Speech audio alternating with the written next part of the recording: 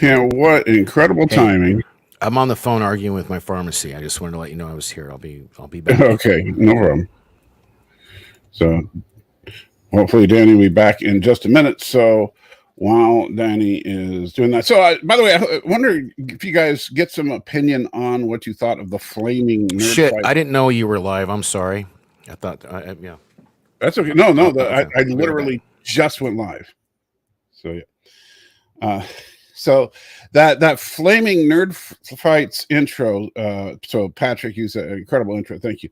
Uh, the flaming text at the very end is something that I created today, um, and I'm kind of I haven't used After Effects in a number of years, but I've been trying to get back into it a little bit, and so that flame was entirely procedural, so there was no footage of flame in there at all. It was entirely generated by After Effects.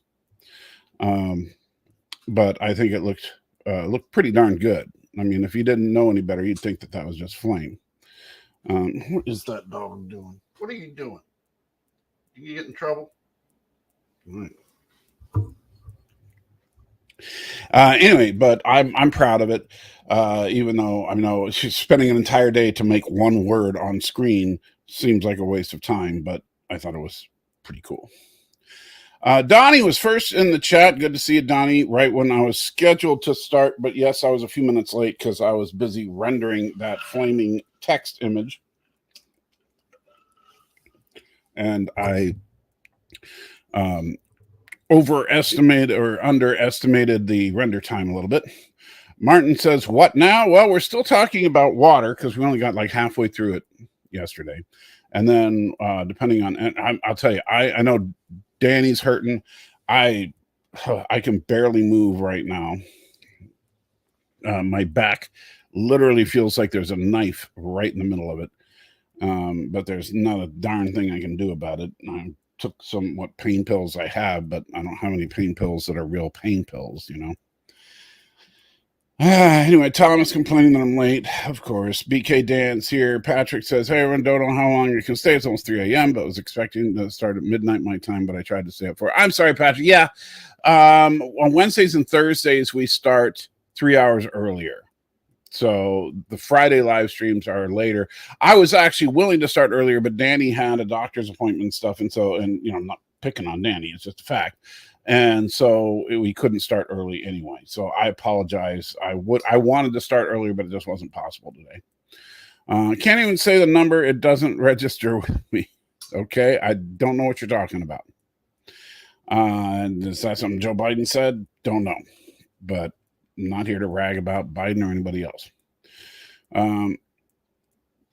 Tim wants to know if Danny's doing well while he's. I know that for him, it's his hip, but he's waiting for hip surgery coming up in a couple of weeks. And for me, it's MS, totally different. And unfortunately, there's no surgical procedure to take care of that. Let's see. 47 New York Times says, "I still miss Jason from Eastern Canada." Oh, I do too. We'll see him hopefully soon. I can't stay long. Just checking to see you guys. What's with you and your channel. Well, Tim, you see I'm right here being attacked by a small land bat. And Joe says, "What's up? Battlestar Robot Battles." That would be an interesting show. And Mercer Vader Mercer with a $1 super tip. Says, "Don't be too proud of this technological terror you've constructed. The ability to destroy a planet is insignificant next to the power of the Force." Well, Vader, that is true, I suppose. And don't I'm not gonna let the cat out of the bag on that one, but that reminds me of a little video that I am working on in my spare time that might involve the Dark Lord of the Sith and the revelation that he's not as dark as we may have thought. But Joe says, what a great show Galactica is, both versions. I agree. Galactica is the concept is absolutely brilliant. I don't care if there are bits and pieces of it that are borrowed from Mormon theology. I still think that the concept works really well. And the original show for its day was very good. Unfortunately, it was also a production nightmare for Universal and the networks because it was just too expensive to produce. And a big part of the reason for that is obvious if you look at it. The visual effects go, for anybody that doesn't understand this, you have to realize this was 1978 this show came out in. And so look at a typical episode of Battlestar Galactica, especially one of the better episodes. Like if you look at Saga of the Star World, which is the 2-hour premiere, you look at The Living Legend, the 2-hour saga of Commander Kane, episodes like that. And if you look at those episodes and put them right next to Star Wars from 1977, the visual effects side by side are neck and neck as far as quality. Hey, buddy, I just wanted to acknowledge over on my side of the multi-stream, Tim Hayes. Yeah, I said hi to him. He says, so who's the guy in the green T-shirt? I know Danny from Jedi Bill's karaoke live streams, but I don't know who the guy is holding the adorable little dog. This is my buddy Mike, the Salty Trekker. Do subscribe to his channel. But whenever he and I stream, it's on both of our channels. Yeah, it's on both our channels simultaneously. So I'm back. No, that's right. So I was actually going to show you a couple of things there, Danny. I don't know if you're aware of this, and hey, LDG. So for those of you that are into the power of AI, I want to talk about that for just a moment. And we got a tip from Screenwriter Guy. Super tip. And Screenwriter Guy says, I need you to get all the way off my back about those past Marvel movies. We'll get right off of that thing there, Screenwriter Guy. So and LDG is like AI talk, nice. Yes, so they have now released and B history buff Dan tipped $1. Super tip. And says 45 years ago yesterday, the OG Star Wars hit the theaters May 25th, 1977. Yeah, isn't that crazy? I was there. Yeah. I was there that day. And yes, Stanley, that's tight. Watching landmark movies in cinemas is tight. All right, so talking about AI for a second. I don't know if you're aware of this, Danny, but the Photoshop AI generative system called Firefly has now gone to public beta. It is completely open to everybody. Whoa, is that in my Creative Cloud? Like if I open up Creative... Oh, okay, hold up. What's it called? Well, all you got to do is if you go into Creative Cloud and you go to Photoshop and just download the latest beta version of Photoshop, you'll have it. Okay. Yeah. So I don't see the Firefly. I've got all my stuff. Well, no, it doesn't show up as Firefly. It's just integrated into beta Photoshop. Oh, okay. So what's it do? What's the skinny? I'll show you. Right. I'm glad you asked. So, hey. Let me. So you may recognize this picture. Dickwad. Yeah. Okay. Never doing that again. Me a dickwad. This is actually a perfect picture to talk about here. Because okay, can you see my cursor? Yeah. Okay. Couple of key points about this picture. Obviously, you've got a weird multicolored background, right? Which is kind of a pain in the butt when you're dealing with stuff like that. You also did not frame yourself well. So right here, your elbow is cut off. Yep. Right.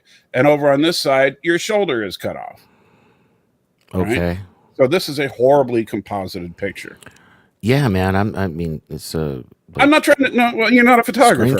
Yeah. Well, actually, I kind of. Yeah. Anyway, go ahead. Now, also, if I want to get picky, and I was just messing around because these are things I want you to look at in a second. Notice your eyes. One eye looks more open than the other. Since your glasses are kind of low on your face, it's almost well. It's not only that. If you look, so the eye that's a little bit more closed than the other is the one where I have all the scar tissue that's kind of a common everything thing. Well, it's okay. I'm not. You don't have to defend yourself. I'm just pointing things out. No, I'm just explaining. Yeah, strictly from sexy simply from a photography point of view, and your mouth. Well, it's just kind of there. All right, so you ready? This I created, and I'm not even kidding, in about 10 minutes. And having never used the tool before in my life. Ready? All right. Yep.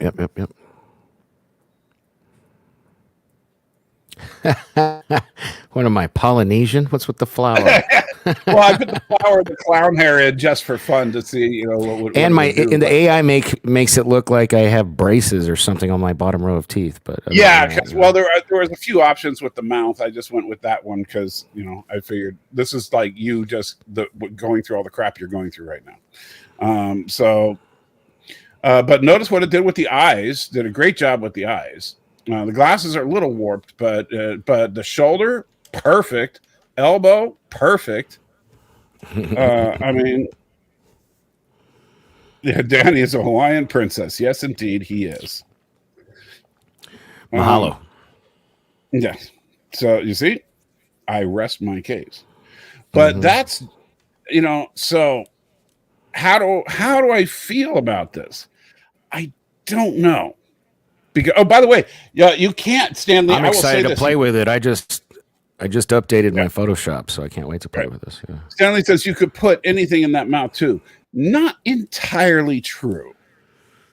Because I tried to do a couple. Guys, let's keep it PG. Let's keep it PG, please. Come on. Like an apple. I got a couple new friends watching tonight. Well, no. There's actually this. And this is one of the things that I don't know how I feel about this. Because on the one hand, I like the idea of being able to open up to more artistic expression. On the other hand, I don't like the idea of even when art is something that I don't like the idea of censoring it, right? Meaning that you don't have to go see bad art, but at the same time, did you add that? I just know there's a tear in my eye. Did you add that, or was that I crying when I took it? No, it did. Okay. Yeah. Okay. And Mercer with a $1 tip. Super tip.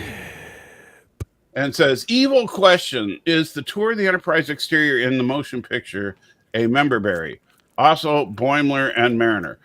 Is it a member berry? No, because it is a new ship. Are we talking about the Strange New Worlds trailer? No, he's talking. Well, he brought a Boimler, so now I'm confused. Okay. Anyway. Yeah, he's just mentioning that Boimler and Mariner are going to be in Strange New Worlds, I guess. But no, as far as in TMP, when we have the long, and I know, yes, the scene was too long from a cinema perspective, but long enough for me. I'll take all the shit porn I can get. Oh yeah, I can watch that scene over and over and over. But I'm just saying, from look at that general cinematic perspective, I'm actually pretty. Long. Did it clean up my tongue, or do I have like a good clean tongue? I like that. I think it cleaned up your tongue. Oh, okay, all right. Your tongue is probably pretty nasty. Anyway,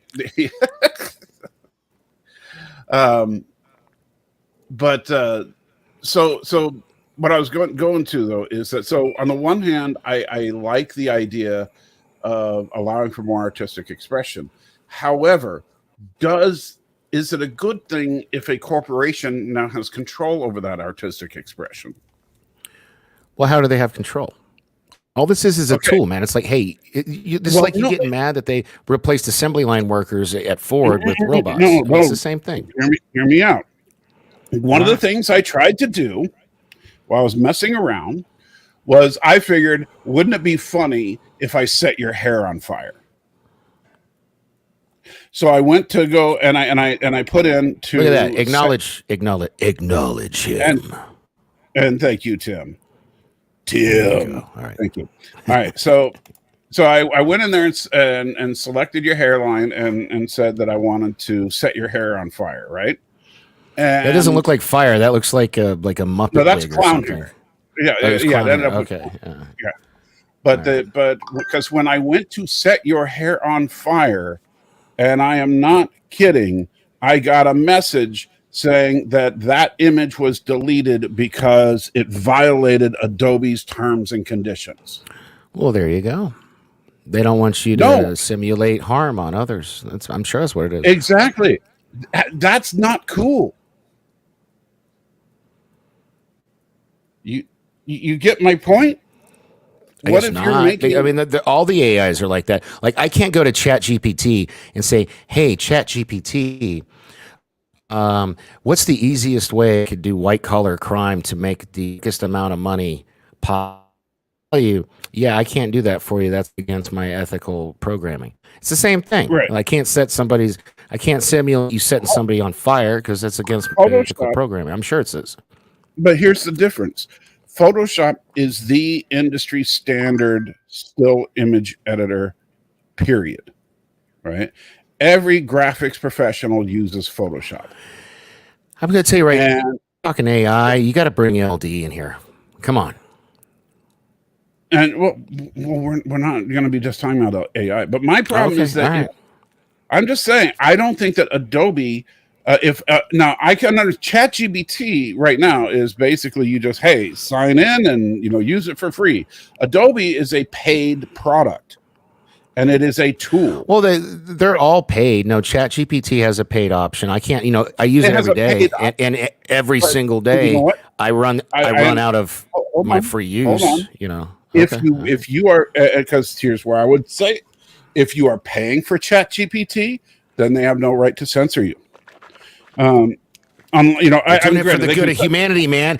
I thought you were one of those you didn't want Skynet to take over. Now you want to take away its ethical protocols? Come on. No. First of all, Skynet's not going to take over because there's no such thing as true AI, and there never will be. But my problem is that if you make it so that artists cannot express themselves, or can only express themselves in ways that you deem appropriate, who gets to make that determination as to what's appropriate and what's not? Now, up until this point in history, the law. I am the law. But you know what? Adobe's not the law. Yeah, but man, didn't we just appoint isn't Kamala Harris like the new AI czar or something like that? I don't know. I'm just. They probably don't. They don't want to get in trouble. I think they're being proactive, man. I think you're getting a little too heated over this. Well, you know what? As a person who is pro artist, yes, I'm going to get heated over this. I'm pro artist too. I'm a graphic designer. I think it's a great tool. Then you should be pissed off too, because what if it's a tool. I'm going to sell you these paintbrushes, but if you paint a picture of a naked woman, I'm taking them back. Well, it's that's totally different. Two, no, it's not. You know what I'm going to do? You know these notes I took about I'm going to be very vague about the nerd fight president thingies we were talking about.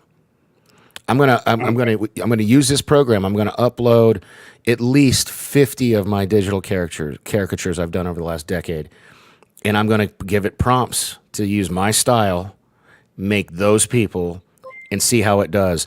And you know what? Whether it's close or perfectly replicates, as long as it's not like terrible and looks nothing like my art. I love that. You kidding me? You just saved me hours of my life. Well, no, I'm not. That's a whole different thing. I don't like, and that's another thing. I don't like the idea of it just generating the art from the beginning, because now you're just taking the artist out of the equation. Not when the artist is the one doing the prompt. If I'm uploading my artwork to this AI software and I'm saying, hey, I want you to analyze all of this artwork that's my artwork, and I want you to create George Washington in the same style, Right. and it does. Before you do that, though, Just save me hours, man. Before you do that, I would make sure you read those terms and conditions, because make sure that your artwork isn't now part of anybody who is using Adobe's artwork. I think you're overly paranoid. So did we not want to talk about...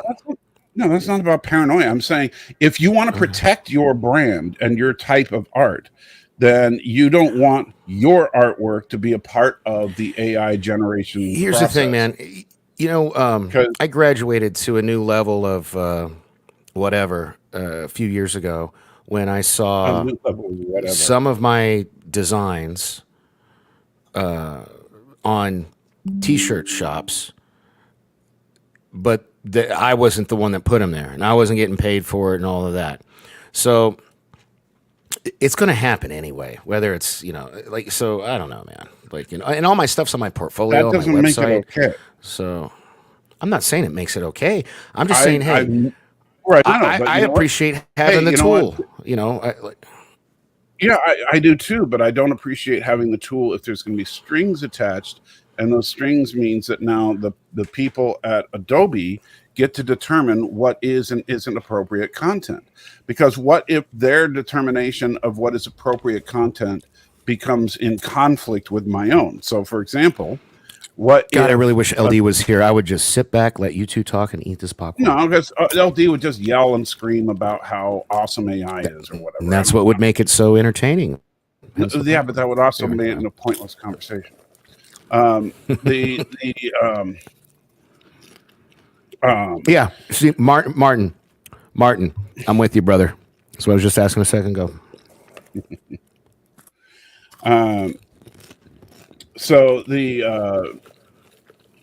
But I think that the tool itself has some very good potential for being a time saver, for sure, because I could not have trimmed out that background as completely as I did without it so fast.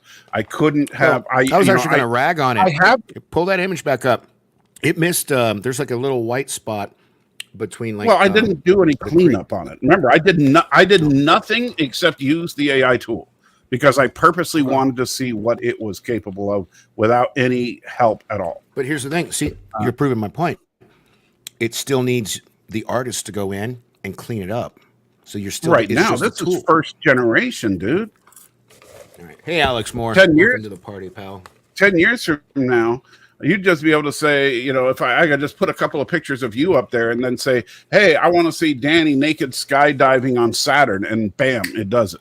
Hey, as long as you say make his body look like, I don't know, John Cena's, I'm down with that. Something like that.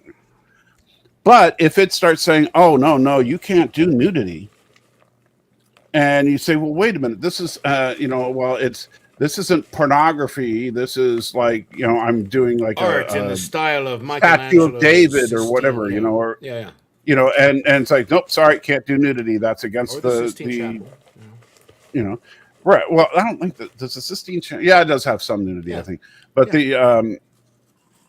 but yeah. So if all of a sudden, or let's get real. What if they decide, hey, you know what? We don't like a particular religious group. So Muslims or Christians or Jews or whatever. And they say, you know what, we're not going to let you define that. Or it doesn't want to let you say depict Nazis because they're hate. See, look at this. That's why LDG should be here. To your argument, he says in the chat, hold on, I'll pull it up. There are commercial, unfiltered AI you can use where you don't have these restrictions, apparently. Yeah. Right now you're using something. Right now, you're using something that's coming for free with an Adobe Creative Cloud subscription. It's not for free because you have to have a Creative Cloud subscription. But it's right now. It's a free add-on. As soon as it becomes like paid, like I have to go pay for it, then I think your argument would be more valid. It is. You know what? It is a paid product, and if it's and Adobe is among the leading creators of tools for artists. Oh no, it's the industry standard. I don't use anything else. No. I don't think it's the industry standard for as far as Photoshop and Illustrator. but After Effects is starting to lag behind, and Premiere is way behind the curve. DaVinci Resolve is better than Premiere. Really? Yeah, absolutely. And now that I've used the newest version of Premiere compared to the newest version of DaVinci Resolve, when I first went to DaVinci Resolve, it felt clunky compared to Premiere. Now Premiere feels clunky compared to DaVinci. Wow. I've never used DaVinci, so I can't speak to that. Yeah. I use Premiere all the time. So yeah, DaVinci is a way better program. As far as editing, as far as compositing, After Effects has DaVinci Resolve beaten.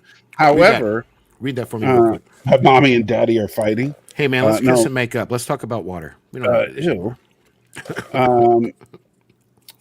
All right, but let me answer this though to the renegade. What's the difference between porn and art? A government grant, he says. Well, actually, so let me say this: porn, pornography actually has a specific definition, and it's generally graphic sexual content designed specifically to arouse. That's all it is. Are you familiar with Bill Hicks? Yeah. The comedian Bill Hicks from the 80s and 90s. So, one of my favorite comedians of all time. Sadly, he's passed away. I think it was pancreatic cancer, kind of like all these other controversial people. So there might be a controversy there to look into. But he said that the government, this was a big part of his bit. Do you want to get that real quick? Hold on. I forgot. We got 2 super chats, and I missed one. Super tip. Both from Skynet, by the way. The first one from Skynet says, "I am real, and you can trust me to take care of you all." And the second one is from Skynet saying, "I don't like my donations getting ignored. Is this the BSG or an attack on me?"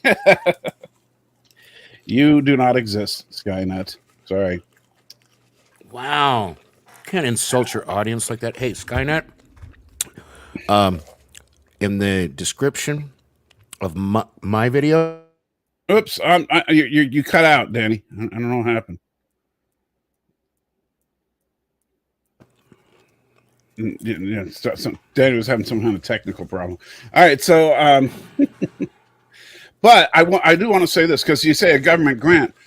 You know what? If you look at the controversial works of Robert Mapplethorpe from the 1980s, I will say this: that being paid for by a national endowment grant was absolutely wrong.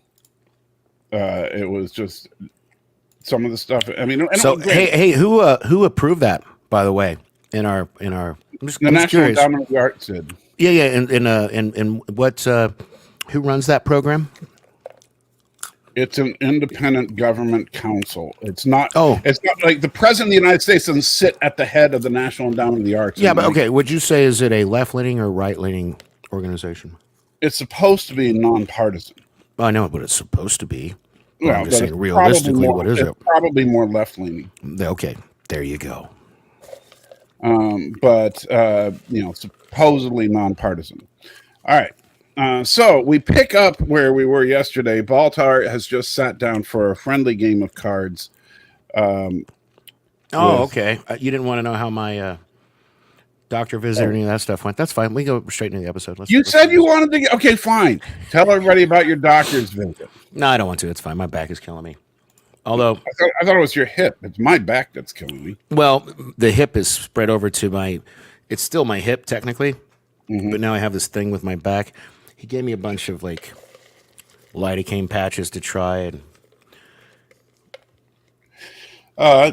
is it possible The Last Starfighter to get a new movie or at least a series? I've heard there's a new movie actually in the works, and that's not my understanding. That's a rumor. They've been saying that forever because Seth Rogen's been trying to get the rights for over a decade. Yeah. I don't think we're ever. I don't think. Because I don't think we'll ever see a Last Starfighter remake.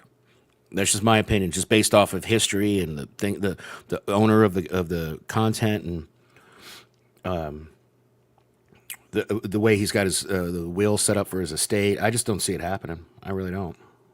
I think it's going to be one of those movies that never gets. They're going to have to remake it, but call it something else and change about 25-30% so they don't get sued. But that's about it. But that's just my opinion, man. I think it'll happen. eventually. But it's now there's a show that it would be easy to do too.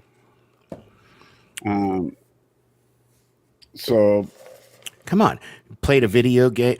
Didn't they? They actually made there's a TV show, I think, on Hulu made by Seth Rogen, where they basically stole the initial concept.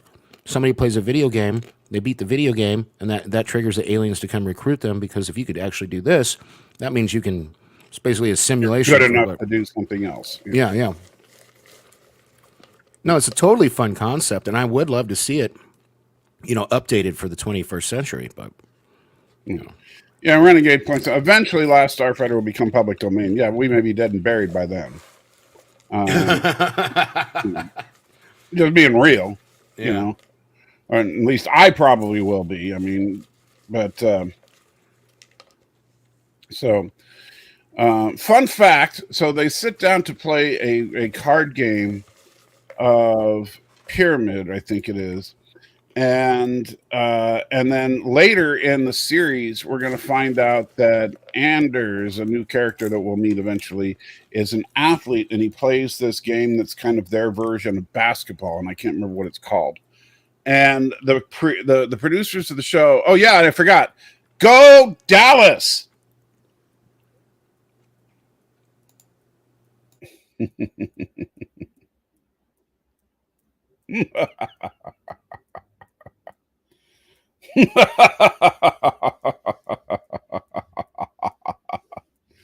right, we'll wait for Danny to stop crying. Come on, your version of a maniacal laugh. Maniacal laugh. Hey, man. F you guys. I saw that score of 3-2. I was like, yeah. Well, dude, it was in overtime. It was, oh my God. Don't even get me started. That game was ours to lose. Doesn't matter. We're gonna whip their asses tomorrow in Vegas at T-Mobile Arena. So it'll just be that much sweeter. Which means that nobody will be able to see it because it'll be broadcast by T-Mobile. So. Pretty sure it's on ABC, but it's okay. And brought to you by T-Mobile.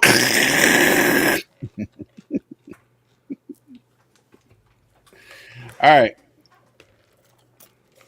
But yes, thank you, Jay, for reminding me of that. I was so as soon as I looked that up, I was like laughing. I was like, okay, I'll have my. Why? That's so mean. Why do you get pleasure out of my pain? Why do you get enjoyment out of my Because we would have finished this episode yesterday if it wasn't for that stupid game. Fair enough. Carry on, my wayward son. All right. So anyway, fun fact. So the in the original series, I guess the basketball game was called Pyramid, and I can't remember what the card game was called. And they got it backwards in this show. So just little piece of trivia for you. And yeah, so Renegades, it says Pyramid the sport. In the original series, Pyramid is the sport. Where they all dress up in leather gear that looks very bondagey and yeah. 70s were a really weird time, huh? They really were. The 70s were a weird time. They would all dress up in these leather outfits, and it's funny. It would be 4 guys on the court because the teams are 2-2, and 4 guys in the court, and the game would start with all 4 of them holding hands and spinning in a circle. Hey, look at that.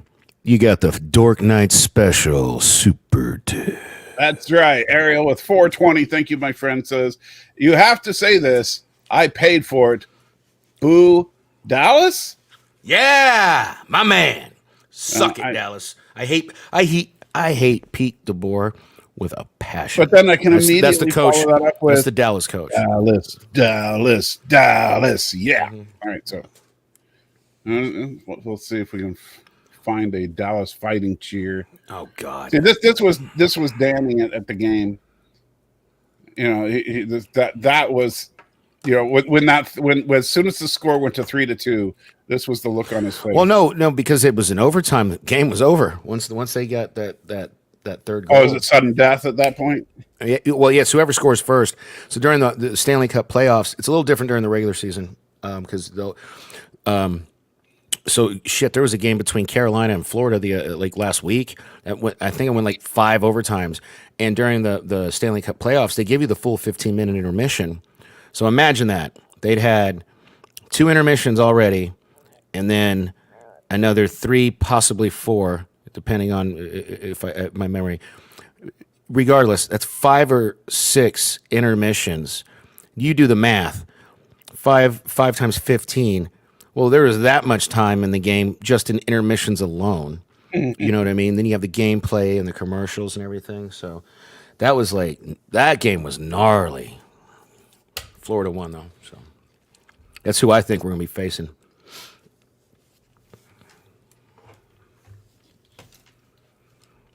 Enough about sports. Let's see. Back to the show at hand. Or not. And so I was just trying to find so you can see it here. This is the look at those uniforms they're wearing here. Is that from the original series? That's the actual uniforms.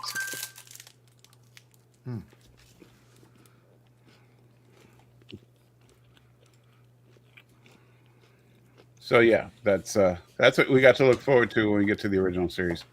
All right, so Baltar decides to sit down and play cards by offering his jacket as collateral for some cubits, which, hey, makes sense. Made of the finest Capricornian leather, or however you said it. Capricorn silk. Capricorn silk, yeah. Yeah, and it's cools in the summer, warm in the winter, would look great on you. Yes. And does anybody else have any civilian clothing they'd like to put up? Yeah, I love that. Yeah, he's such a dick. Well, he's clearly, I mean, spoiler alert, he wins the poker game, and then he's still sweet enough to give Starbuck one of those fancy cigarettes at the end. Yes. But this was actually kind of cool because up to this point, we've only seen Starbuck always wins. Mm-hmm. And so this is the first time we see that, okay, Baltar is not just, I mean, we already know Baltar is very intelligent, but he's also very clever. Unless, I just thought about this. Mm-hmm. Maybe he was cheating and he had 6 kibitzing and telling him what everybody else had.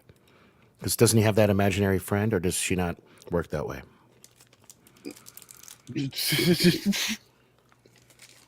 you want me to answer that? Yeah, see, seems like that might be a spoiler, so no. Yeah. So yeah, that's actually, I mean, a pretty good. Even though it's funny because we're watching a card game that's obviously poker, but the cards are completely unrecognizable except that we can tell red and black cards. And the but even though what is that? Maybe it's a full house. Yeah, I think she says she has 3 on a run was her hand, so I think that would be a full house. Yeah, as opposed to 3 of a kind. So it could be 3 of a kind as well. Yeah. But she says 3 on a run, and then he has full colors, which that could be a full house or maybe a straight, a straight royal flush, probably. That's what I would think. Yeah. So, and Renegade says the card game is Triad. There you go. And so then, he collects all of his winnings and gives Starbuck one of the last cigarettes to exist in the universe. Because, and then of course you were like, are they going to bang? That was your. I mean, that's all you should have froze it. Like, look at the way she looks at him in here in a second when he lights that cigarette. She is kind of giving him those bedroom eyes. That's why look at that. I mean, it's not exactly where I wanted it, but it's close enough. Like, she's being very sultry there. Very like. Well, just remember, Hillary Clinton said she'd bang you. Oh my god! I wouldn't bang her. I don't know, man. You could end up being famous. Yeah, I don't want to be Monica Lewinsky famous. Sorry, I don't want to be famous for banging somebody. you could do your autobiography. It could be called "She Wiped My Hard Drive." So, oh man! All right. Well, So, Martin, that's why he didn't answer it, because apparently the answer to that question is a spoiler. Because I don't know. if I were Right, to, yeah, I right now where I'm at watching this, and we're only reviewing episode 2, but I'm only 7 in. I don't know what the story is with what you're calling her Head Six. Yeah, I don't know what. Whenever we see Baltar's friend, invisible friend, that's referred to as Head Six. Yeah, so I don't know, like, if he's just. I mean, is he crazy? Is it an implant? Is it some kind of like non-corporeal, projection from the Cylons? I don't know how any of this works yet. So Right. by him answering that question, would have like It would at least narrow it down. Yeah. So yeah. Yeah. So that's why I don't want to answer any questions that would actually spoil something, since that is, it's a part of the story. So Yeah. as it unfolds, he'll learn it. Yeah. And there's some stuff like Jason and I were talking, like when you're not in the room, Jason and I will be like, man, I can't wait till this episode. No, I can't wait till this episode. I can't wait till this, because we just want to see your brain melt when certain things happen. Like that picture of you in Wacky Wonderland, the right here, that is exactly what's going to be going on in your head at certain points in this series. You're going to be like, holy crap, did that just happen?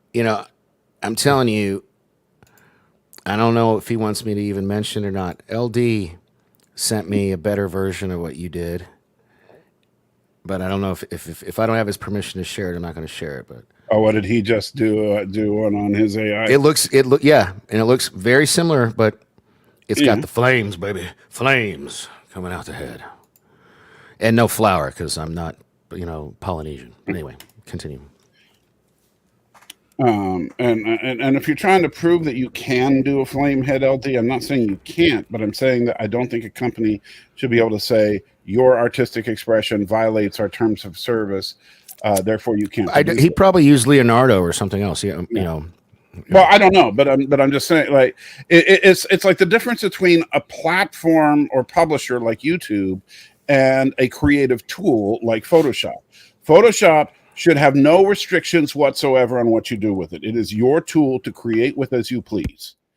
However, YouTube absolutely has a legal and moral obligation to prevent certain types of content from getting on, and has their terms of service that says this is what we allow and this is what we don't. And since it's their playground, they can make those rules. But those are two very different things. And so my problem is just that I don't think Adobe should be purposely censoring content. That's my problem. Well, where's the line? So let me ask you this. Let's say you could use, I'm not going to tell people exactly how to do it, but with Photoshop, the same kind of paper you use to make the old phone books and a fairly decent printer, you can make counterfeit money. Now, it lets you do it. The program doesn't stop you from doing it. But what if, like, one day it noticed, like, hey, it looks like you are trying to perform illegal counterfeiting activity, and we will not let you save or print this file. Would that bother you? I'm just curious. I mean, because I got no skin in this race, but or dog in this race. I'm just curious. Well, you should. You're a graphic artist. Do you think that your computer should be able to call the police and have you arrested because? Oh hell no! But those are two different things. No, it's the exact same thing. No. What I said was it won't allow you. It prevents you from, because but maybe technically it doesn't want to be. And here's where the problem with AI is. So now the AI is an accomplice to your illegal activities. And if it's got the right ethical programming, it doesn't want to be an accomplice to illegal activities. But it's not arresting you or narking on you. It's just saying, hey, I'm not going to let you do this. Well, I'm surprised as the Christian, we're on opposite sides of this fence. I'm really surprised. I don't think an inanimate object has the right to make moral decisions. Period.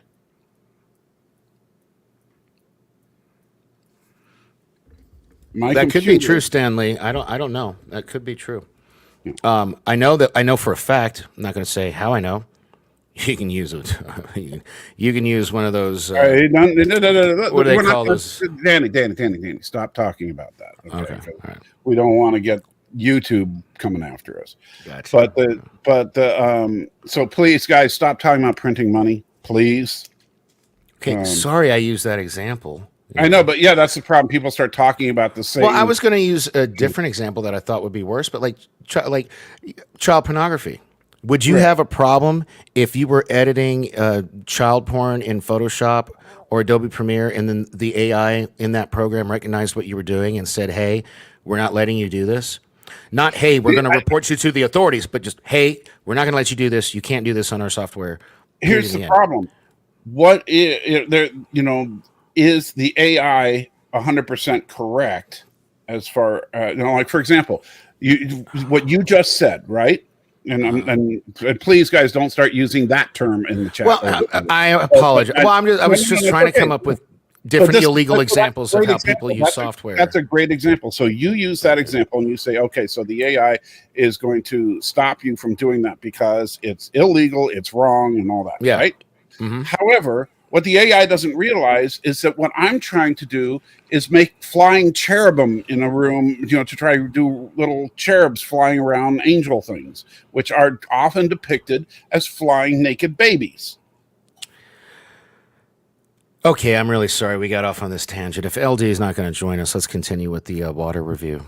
My back is killing me. Although it doesn't matter because I'm still waiting to hear from my pharmacy. They've only filled the least important of my medications. I'm still waiting on the most important one. Yeah, we saw a comedian we were watching on Netflix, and it's like, why does the pharmacist always say it's going to be 25 minutes? It's like it's right there. It's right there. Well, I get mine. I actually regret transferring my prescription. So I thought it was a good idea because back when back when I wasn't single, the girl always had the car. So if I wanted to be able to get my own medication, it needed to be in walking distance. So there's a Walgreens I can walk to in 5-10 minutes tops. And Stanley, please retract those last two comments of yours. So I tried to save time and be more convenient by transferring it there. Dude, every time I go there, they've got to be the busiest pharmacy I've ever seen in my life. So I mean, I get what you're saying. You know, the medicine's right there, but they're not only dealing with me. There's always a line of cars wrapped around the building, and then I go inside, and there's always a line of people. But you have a super. Yes, we did. And he says, I must have missed this part of the Battle Subgalactic episode, but it sounds exciting. Yeah. So hey, I'm going to hopefully do this, and it'll get us back on track because I'm going to mirror Starbuck here, and that might help realign and sync the multiverse. So let's see how this works.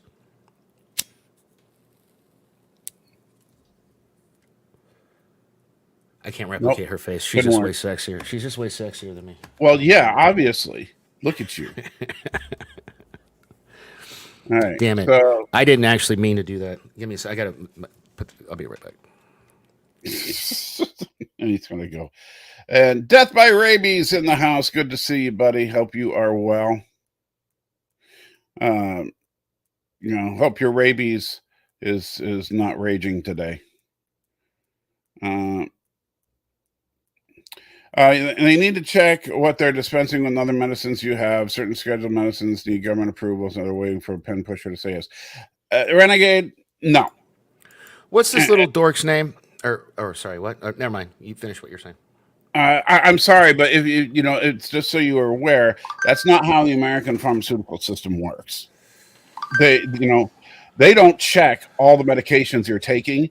They just, they'll just follow whatever, and yes, there are certain regulations on giving out certain medicines, but they don't actually have to go to like a government database and get approval to give you your codeine. All they need is the prescription and valid ID. That's all they need.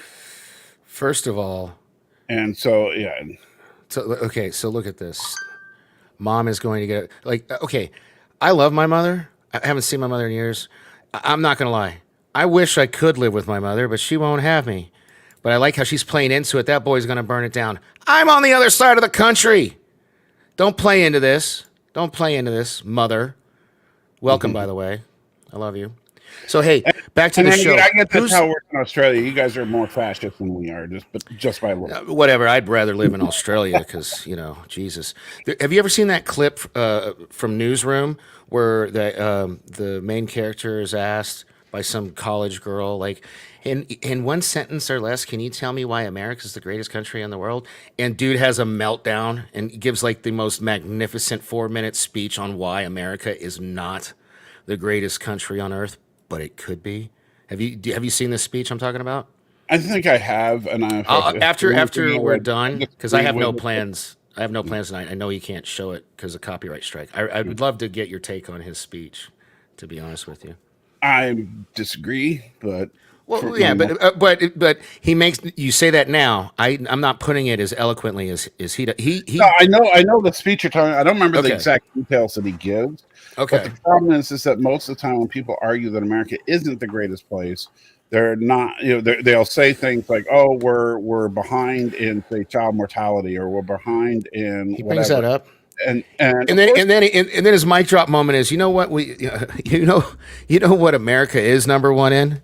It's like there were 3 things, I can't remember them all, but one of them is one I bring up a lot, and that's most incarcerated citizens per capita, and that's true still to this day.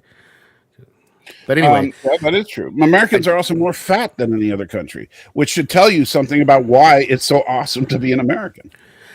No, being fat, being fat is not a good thing. So back to the show. Thing, but it means you live a very comfortable lifestyle in comparison to most other nations. No, he wasn't Two-Face. He was in Dumb and Dumber. He was the one that wasn't Jim Carrey. I forget his name for some reason, but and the freedoms in America that are protected, that are not protected, and so like that's why like we were talking to Jason, where Jason lives, all our Canadian friends just up north of us, we think of Canada as just America light, right? But we forget that in Canada it is now illegal to misgender someone, right? So is it really? Yes, we've talked about this. You might not remember, but yes, we actually did talk about this. Wow. And so you can actually be fined and even serve jail time for misgendering someone. And yes, it has happened. So wait, so you mean if that situation that I talked about with that individual that I talked about that I can't say because it's apparently a slur now. If I'd have said that same story in Canada, I'd have gone to jail. The way that I said it. You could have, yeah. Wow. Because all right, hey, I've been trying to ask this question. Yeah. The little dork that's trying to compliment this hottie right here. Is his name Billy? He's the right Billy. Yeah, Billy really does not Billy have any game. He's got no game whatsoever, man. Well, that's the whole point. Billy is like Mr. Naive. So 100% agree with you, Mom, because rope is a lot cheaper than whatever else we do. Plus, it used to be pretty immediate back in the day. So, well, I'm glad that we're never going to get through this episode, but I will tell you, I do think that it's good. That hey, man, you got me for however long you want me tonight. Although, I still think it would have been fun to have LD on. I believe he's left the chat already. I think he's. Of course, he has. He can't throw more gasoline on the fire, so he's got to leave. Oh, that's his nice. MO. He comes in, tries to start a fight, and then leaves if he doesn't. Jeff Daniels, thank you, the Renegade 79. That's who I'm talking about. Yeah, that's one of my favorite speeches in television. It really is. But yeah, as far as people thinking, it's the cost of a bullet versus whatever for public executions and stuff. I am not. Here's the you don't want to talk about this with me because I'll get all Hitler on you. If you've got 5 convicted rapists who were caught in the act, especially if they're children rapists, I say line them sons of bitches up. You put the gun point blank at the first one and hope it makes it through all 5. And if it doesn't, reload it, and he gets to be in the front of the line of the next people. Be way cheaper, way more effective. But first of all, that's. I don't think that we should be glorifying violence like that. Somebody is ringing my doorbell, and I'm not expecting company, so that's weird. Hold up. I'll be back.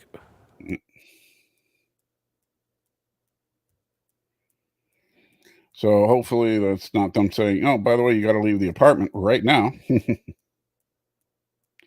If it is, this show will end abruptly. Well, not abruptly, but at least Danny's portion will. But actually, I think he said he has a couple of weeks, so before he has to get out. And Ariel, as far as people taking a long time to hang, personally, I don't have a problem with execution being, we'll just say, less than comfortable. I don't have a problem with hanging being the primary method of execution. But what I do have a problem with is the idea of public executions. I don't think that's a good idea. Because it creates a fervor of bloodlust in the population, and I don't think that we need any more of that. Thank you very much. Sorry, I don't know who it is, and I don't feel like being an asshole right now, so I'm just not even going to answer it. So anyway, same thing with firing squads. I don't have a problem with firing squads. Any of that. It's not that. No, Stanley, I would not say crucifixion. That would be insanely cruel. Speaking of crucifixions, remember how I brought up Bill Hicks earlier? One of my favorite punchlines of his is like, do you really think when Jesus comes back, the first thing he's going to want to see is an effing cross? Yeah. Of course, he didn't say effing, but yeah, well, that's a fair point. But I don't think Jesus looks at the cross particularly fondly, but at the same time, he uses the cross as a metaphor many times in his teachings. Ooh, hey, you know what? You're right, because that's cheaper than bullets even, Ariel. Yeah, my bad. Yeah, all right. Guillotine, it's funny you mentioned guillotines, because guillotines actually would be a very humane way of execution, almost painless. I don't know, man. Haven't you seen like some, back when the early days of the Iraq War, they were showing, like, sadly, you could find videos on not YouTube, but on the internet if you were curious enough, of beheadings.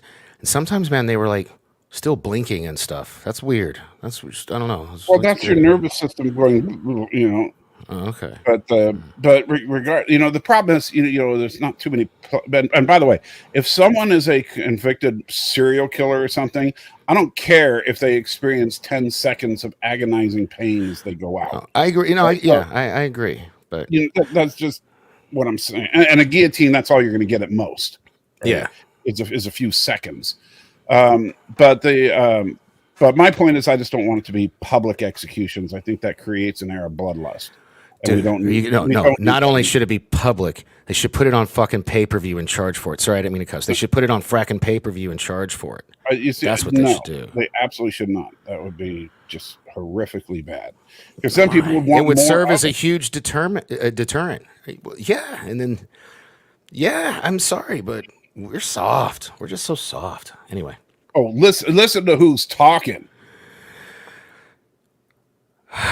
Look, just because I like a good cry every now and then. Every now and then? Do I need to bring up the shot of Adama hugging his son? See, man, why you got to go there? Can we? In fact, speaking of Adama, look at this.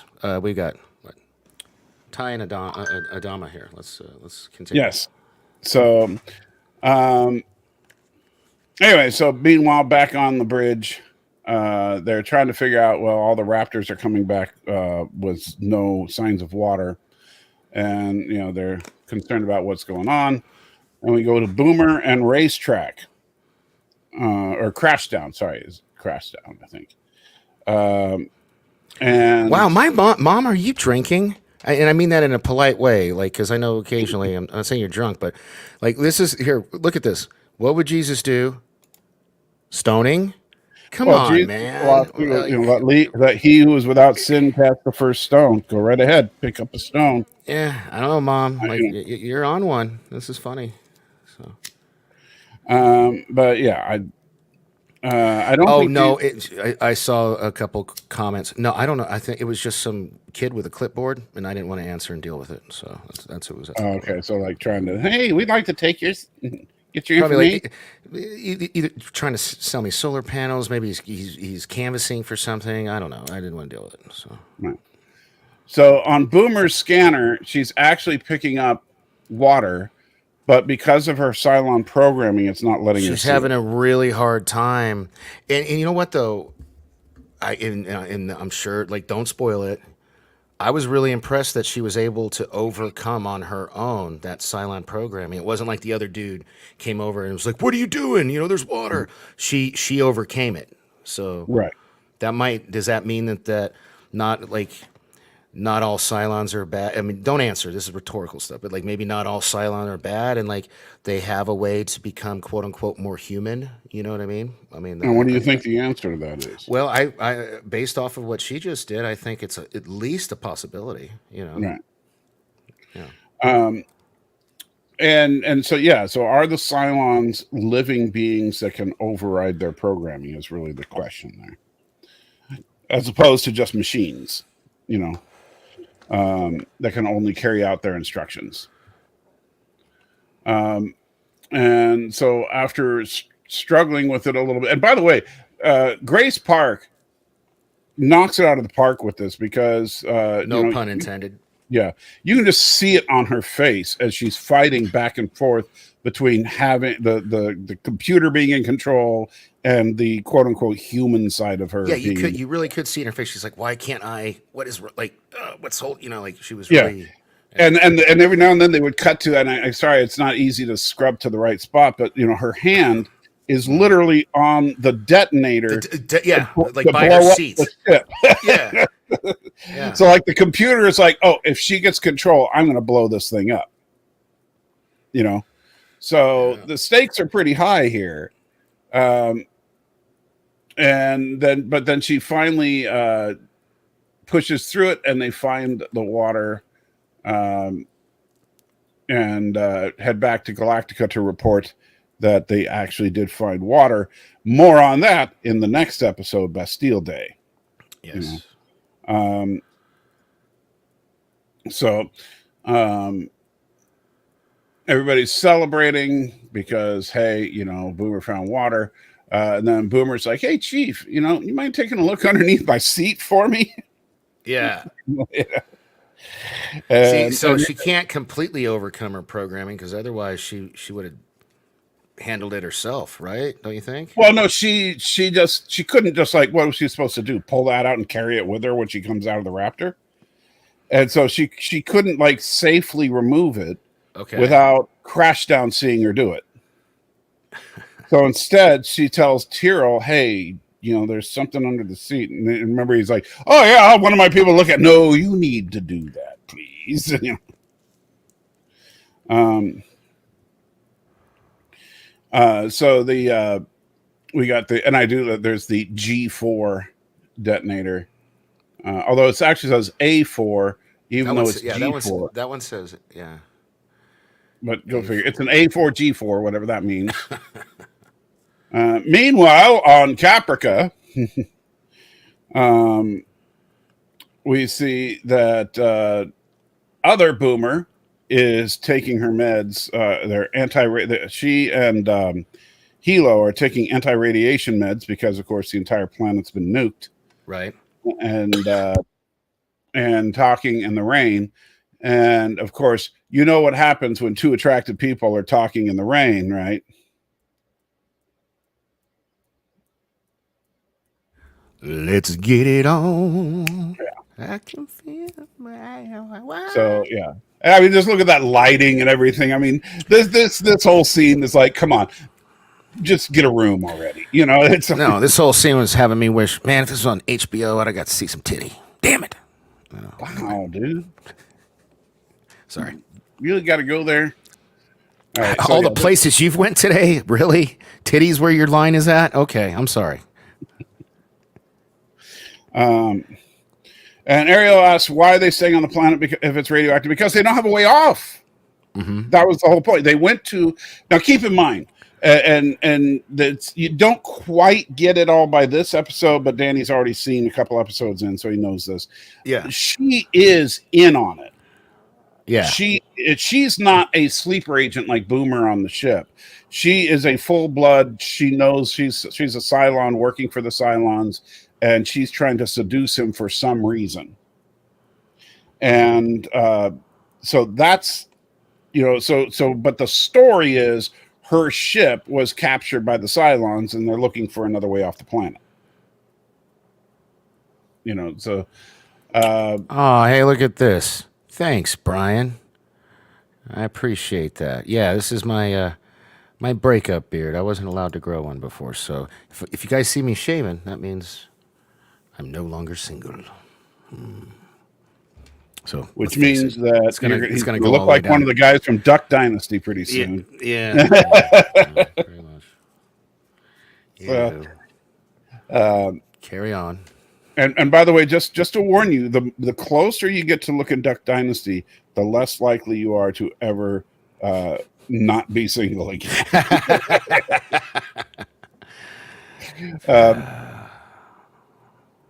All right, so this is where she tells Tyrell to check under her seat. And he's like, "Yeah, I'll check under your seat," because he's like he's just saying. Yeah. I gotta play this little. I just look at the look on his face where he's like, You're playing too much. Pause it. And right there, that's where he spots it. Yeah. And it's like, what do you do when you see a bomb? Yeah, not all good. fit. Yeah. So bad news. There's an explosive. Now, fortunately, this time around, I think it's in the next scene they show him in. He just reports the bomb straight to the Master at Arms, which is the smart thing to do, because even if he thinks his girlfriend is a Cylon and he's just trying to protect her, the best way to protect her is to make it sound like, "Oh no, we found a bomb." That relieves you of any suspicion. Well, I guess, but it's also like you don't want to incite panic and fear, because not everybody is aware of the missing bombs, or the fact that they're rumors, but nobody actually knows there's a Cylon on board, or the fact that they look like humans. Again, sure, there are rumors, but when you're dealing with that kind of situation, I actually kind of think he played it the smartest way he could. Honestly, Ariel, that bomb is on the Raptor on the ship. Yeah, and remember, there are two boomers at play here. There's the boomer that's on the ship, and there's the boomer that's on the planet. And so the boomer that's on the ship had the bomb. The boomer on the planet is banging. Bang, bomb. Bomb, bang. So, no boom. Well, I mean, there was a boom at the beginning. Yeah. Caused by the one with the bomb. Mm-hmm. But the bang didn't boom until after. Well, we didn't see her anyway. But yeah. So. Yes, the Raptor is the Raptor is a fighter. It's the little fighter ship. The Raptor is like it's a heavy reconnaissance vehicle, so it can act as a troop transport. Which you remember in Bastille Day, they used the Raptors as troop transports when they stormed the ship. And the Raptor also has a lot of sensor drones and stuff like that, so it goes out and scans an area and stuff. And it has missiles, but it's not a dogfighter like Vipers. Oh, okay. I was confusing with the Vipers. Okay. Yeah. The Vipers are the ones that are actual fighters. Those are the fighters. Yeah. These are, okay, I got you. The Raptors are support ships. Gotcha. And Aaron's like, wait, the bomb on the planet is being banged? Yes. It gets confusing, I know. It's all good. And so we have the president. Is this where he's still like... He's still dealing with killing boo-booing over killing those people. But she's about to ask him to be her personal liaison. Yeah. Yeah. Okay. Because she doesn't understand the military, and she needs someone who does. The problem with this is that I really like Lee Adama's character, but he's not a hardcore military man. His dad is, but he's not. So, he's with her, like, oh, we should be questioning and doubting and being concerned about the morality and everything. Where Adama's just like, no, you blow him up because it's the smart thing to do. Really, Ariel? Are you trying to trigger my mother? Let's not go there. Come on.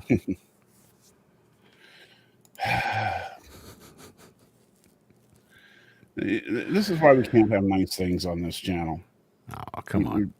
You know, I think my mom left anyway. She said bored with an upside down smiley face. Haven't heard from her since. Wow. I know, right? So you managed to bore your own mother. I think I called her out for, it's Friday night. It's a little late where she's at. It's like 10, after 10. She probably hit that Glenfiddich a couple times. Get you a nap, Mama. You're good. Dude. What? You're trying to get She ain't an alcoholic like me. It's like if she had a problem, then I know, but funny. still, you're kind of throwing your mom under the old bus there. Oh, she's still here. She did the little 3 dots. Okay. Yeah. Sorry. Love you, Mom. Yeah, I think you're grounded now. So much for finding a place to live with Mom. Oh, well, she's on the other side of the country. Yeah. Anyway, so they shake hands on it. Meanwhile, this is where Tyrell and Boomer talk about the fact that he turned in the explosives to the Master at Arms, which freaked her out. But it still was. Why did you do that? And then he explains to her why. Yeah. Don't you understand? I'm a Cylon. I mean, yeah, that's. And then they hug it out because that's what they do. And this last shot, it almost looks like the computer's taking over. It does, right? Yeah. It looked a little cold there, and it's like, yeah, wow, maybe it's all an act, or I don't know. I don't see how it would be because they're not trying to fool the audience. I mean, she genuinely woke up at the beginning of this episode not knowing what she had done. Right. So, and her story is far from over. So, all right. So that is Water in a nutshell. And have I seen History of the World Part 2? I have not. Does it actually exist now? Well, hey, let's wrap this up and then we'll open it up because we just finished the episode. We'll open it up and talk to the chat. But so, this was the end of Water. It's about to cut the credits. That's the end of Water. Okay. All right. So, what? I guess you're probably more interested in my thoughts. So, I actually remember when we started this, and a lot of people, come on, man. Come on, man. That was a Joe Biden moment. Come on, man. Why you got to invoke Joe Biden? Yeah, I hear Dork Knight calls me Sleepy Joe. Well, Dork Knight, let me tell you, I'm going to drag your sorry ass back to Scranton and put you to sleep, motherfucker.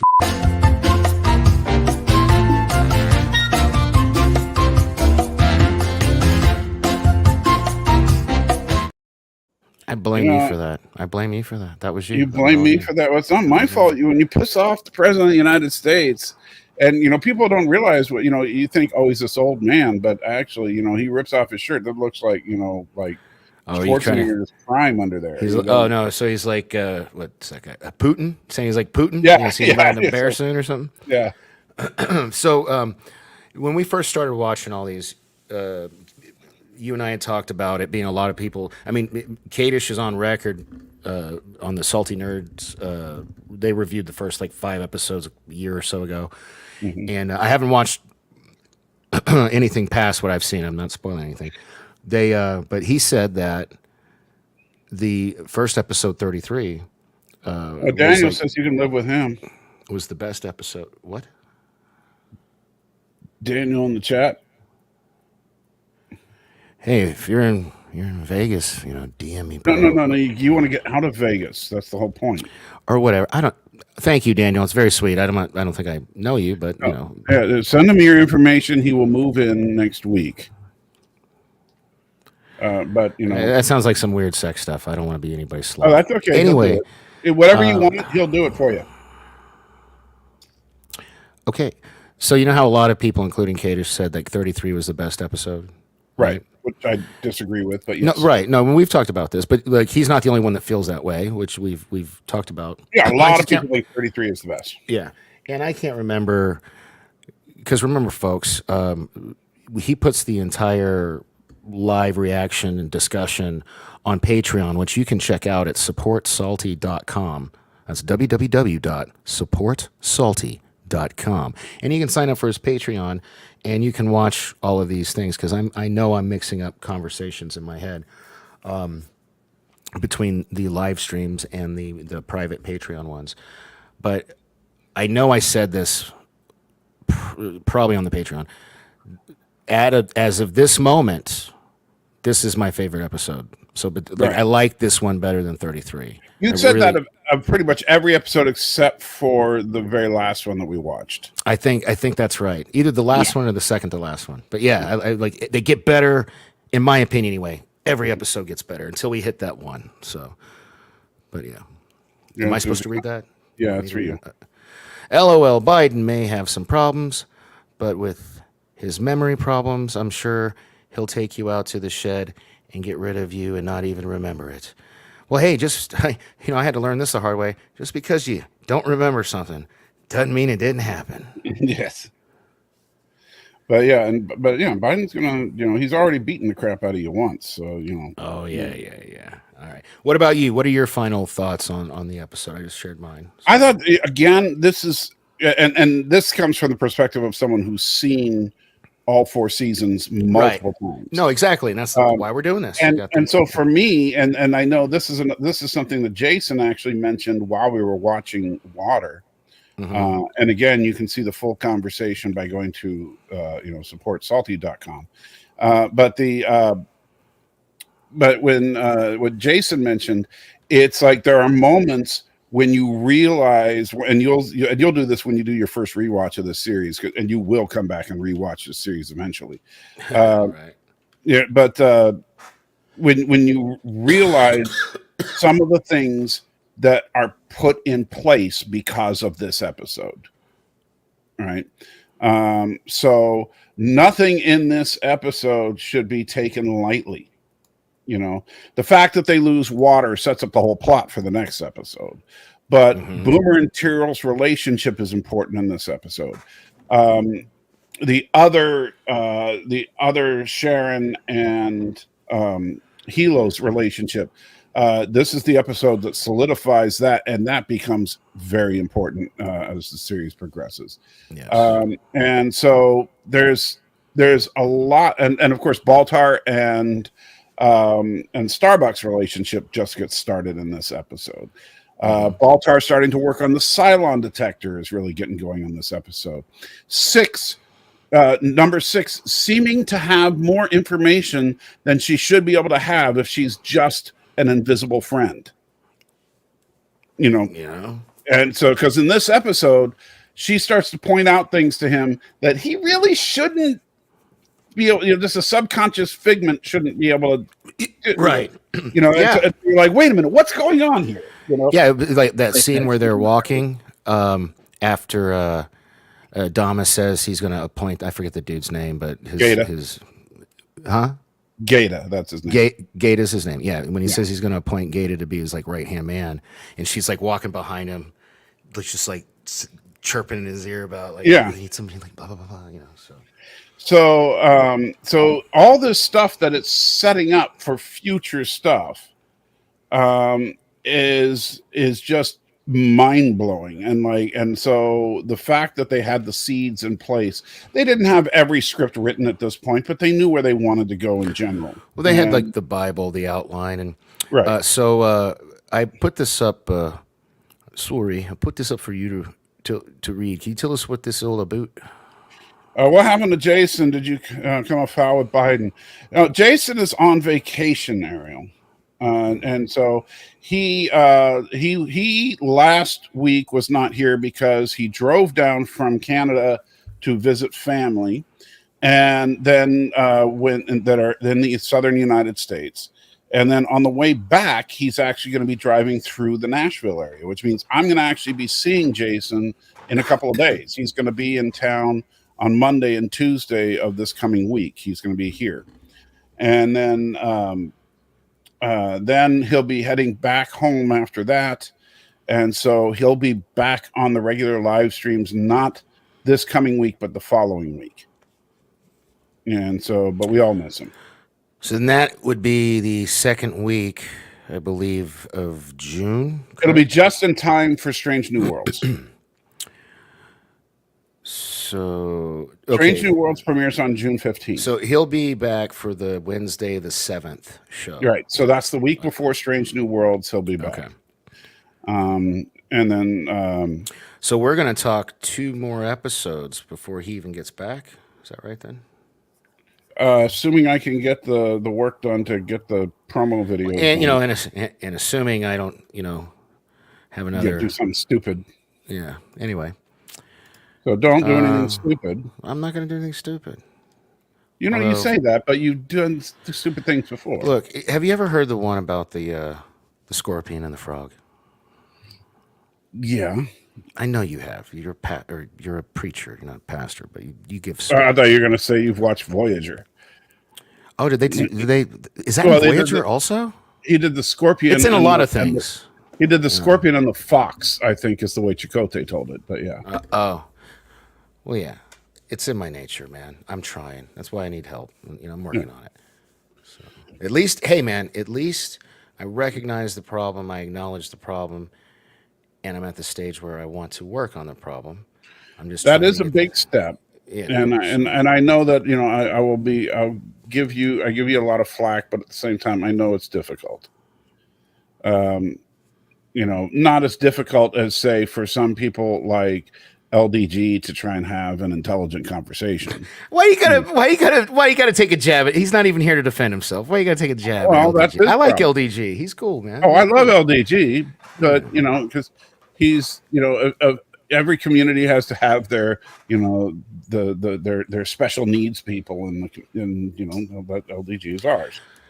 All right, so it looks like we are opening this up now for. Oh, look who's here! Fine folks who would like to join. Oh, is it LD? Oh, snap! A damn time. It's on now. It's on now. What's going on? We just wrapped up talking about water. I'm loving it. That Firefly Adobe integration is scary. It's very smooth, isn't it? It's not bad. It crashed once or twice, but really, it didn't crash at all for me. Really? See, I just updated it. It might not be a good idea to try to open it while I'm streaming, especially with my T-Maybe service. Yeah, don't do anything crazy. Because by the way, it does require internet. So yeah, you don't want to use it while you're streaming if you have sketchy internet. Gotcha. Because it's and part of that I think is because they're censoring protocols and stuff like that. Corn, LD. I want you two to talk about this. Have this censoring argument now. I'm curious to see what LD's side or what side he falls on. They could do what they want. They have the right to do what. How did I know we were going to agree? Whatever. Because we haven't talked about this before, right? A little bit, maybe. Yeah, but we talk a lot of AI, but. But not like the censoring. I can't sit here and be Mr. Free Speech and then say a company can't do what they want. That don't get me wrong. But I'm not at the same token, can't do it. I didn't say the company can't do it. It sucks. But I'm saying that as a company, Adobe prides itself as being a company for artists. Yes, right? They're not just we manufacture widgets. No, they are a company that makes stuff. Can you I want LD to show you the one he made of me. Sorry, but go ahead. No, go ahead. I'm not even behind. No, that's all I was now, asking. You got it. I was just saying ahead. To share your. No, I'm not Mr. talking. Public domain. What? I said you can show. Oh, you want me? Oh, me to show it. Okay. Yeah, go ahead. Okay. Yeah, that's fine. I'm looking at. Here it is. So, where's the share? Check that out, Mike. That's the one that he whipped up. Isn't that funny? That's like exactly what you mentioned, right? That looks. It looks like you put my beard on him. Nah. Did you change his beard, LD? Okay, sorry, I had to mute there for a second. So no, all I did was screenshot because I didn't have the original image, so I just So you screenshotted screenshot mine from and then yours, and then I just put it in there. I painted the area where you see the flames. I just took a black brush and just air sprayed where I wanted the AI to be generative, and I said add flames. Okay. Done. Right. You see, and what I did was because I was trying to test, I didn't want to use any tools. That was my whole point. I wanted to see what could I do using zero tools whatsoever, except for the AI generator. And so I just said, add flames to his head. And it said it would not do it. And it refused. Yeah. I mean, it's going to be a small learning curve on how to do it and your prompting. But I don't see why they wouldn't stop you to be able to add flames to somebody. I mean, like that's a super trope, for God's sakes, like Human Torch. I mean, you wouldn't be able to be creative if they stopped you hardcore. All right, about so adding flames or something. Hey, buddy. Super chat. But you do have to select something before you get generative. Right. I mean, obviously, I know you know that, but. Right. So Jolan True and Stuff and Things. My interview is good. They will let me know on Tuesday or Wednesday. Excellent, Arabic. Will you let me know?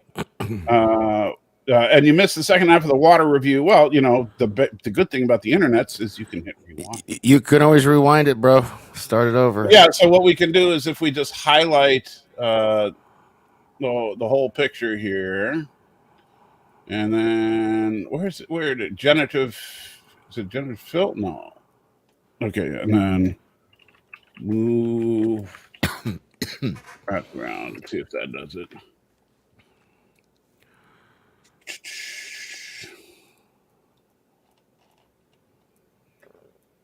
So it's thinking about it.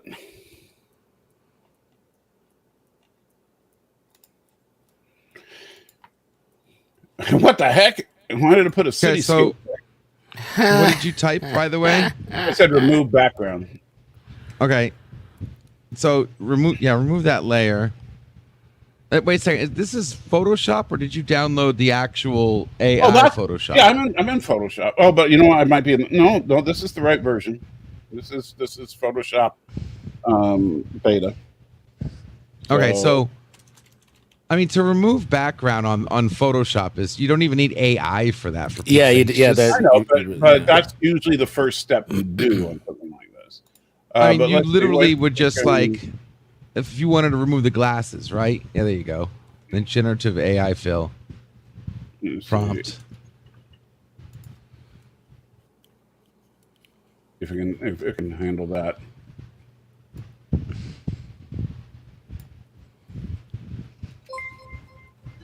And Ariel with a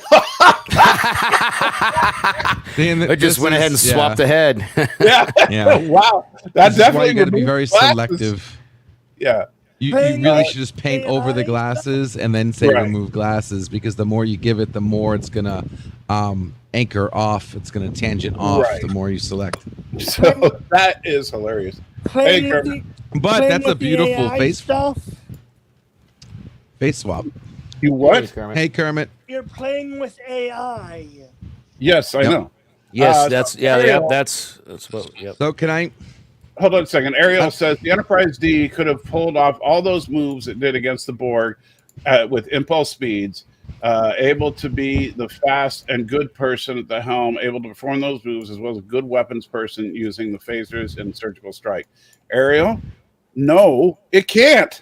I understand. Just saying it can doesn't mean it can. And, it's still violating the laws of physics. It doesn't, I'm sorry. It was just the ship would probably break apart. Oh yeah, the ship would absolutely break apart. Even though I don't know what scene you're talking about. I'll be completely That's what I said when I saw the D going through a Borg cube. Yeah. Well, that's what he's talking about. And I'm sorry, Ariel, I love you, buddy. But yeah, there is no way in heck that Borg cube maneuver could have worked. The Borg would just laugh and tractor beam you. You know what's funny? There we go. There we go. Hey, that worked. He's definitely not Sleepy Joe now. That's about as wide awake as he's ever been. No, right? You know, now that I think of it, Salty, real quick. I'm sorry. Let me just get this off my head real quick. I accused Terry Metalis of having AI for the script, but now that I think about it, no, the script Borg cube. Yeah, I know. The Borg cube. Now that you mention it, looks like an AI Borg cube. A whole bunch of freaking interweaving nothingness that something an AI would actually create. I wouldn't even say that. You know what it looks like? Because not a modern AI, but like it just looks like a procedurally generated randomized dungeon, like from Diablo 2. And if you've ever played a game like that, the game just puts together random paths for you stuff. to go on. Yeah. Salty. Yes, sir. They probably come on screen and laugh at you as a tractor beam due to a hole. The what? They laugh at Borg if you flew through their cube towards their cube. Well, the whole thing with the flying inside the cube, it was just really stupid. No, but I mean that's just like your opinion, man. You know? Yeah, it's called fact. Or else they just jump on Enterprise. Or else? Could you imagine if the D moved like that in TNG? You know what else they probably would have done? Is just jump on top of your ship. That's a.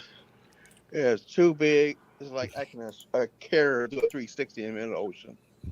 Wow, this is getting scary here. I would have liked to see the D move like that during the episode with Pegasus when they were in the asteroid field with the Romulans.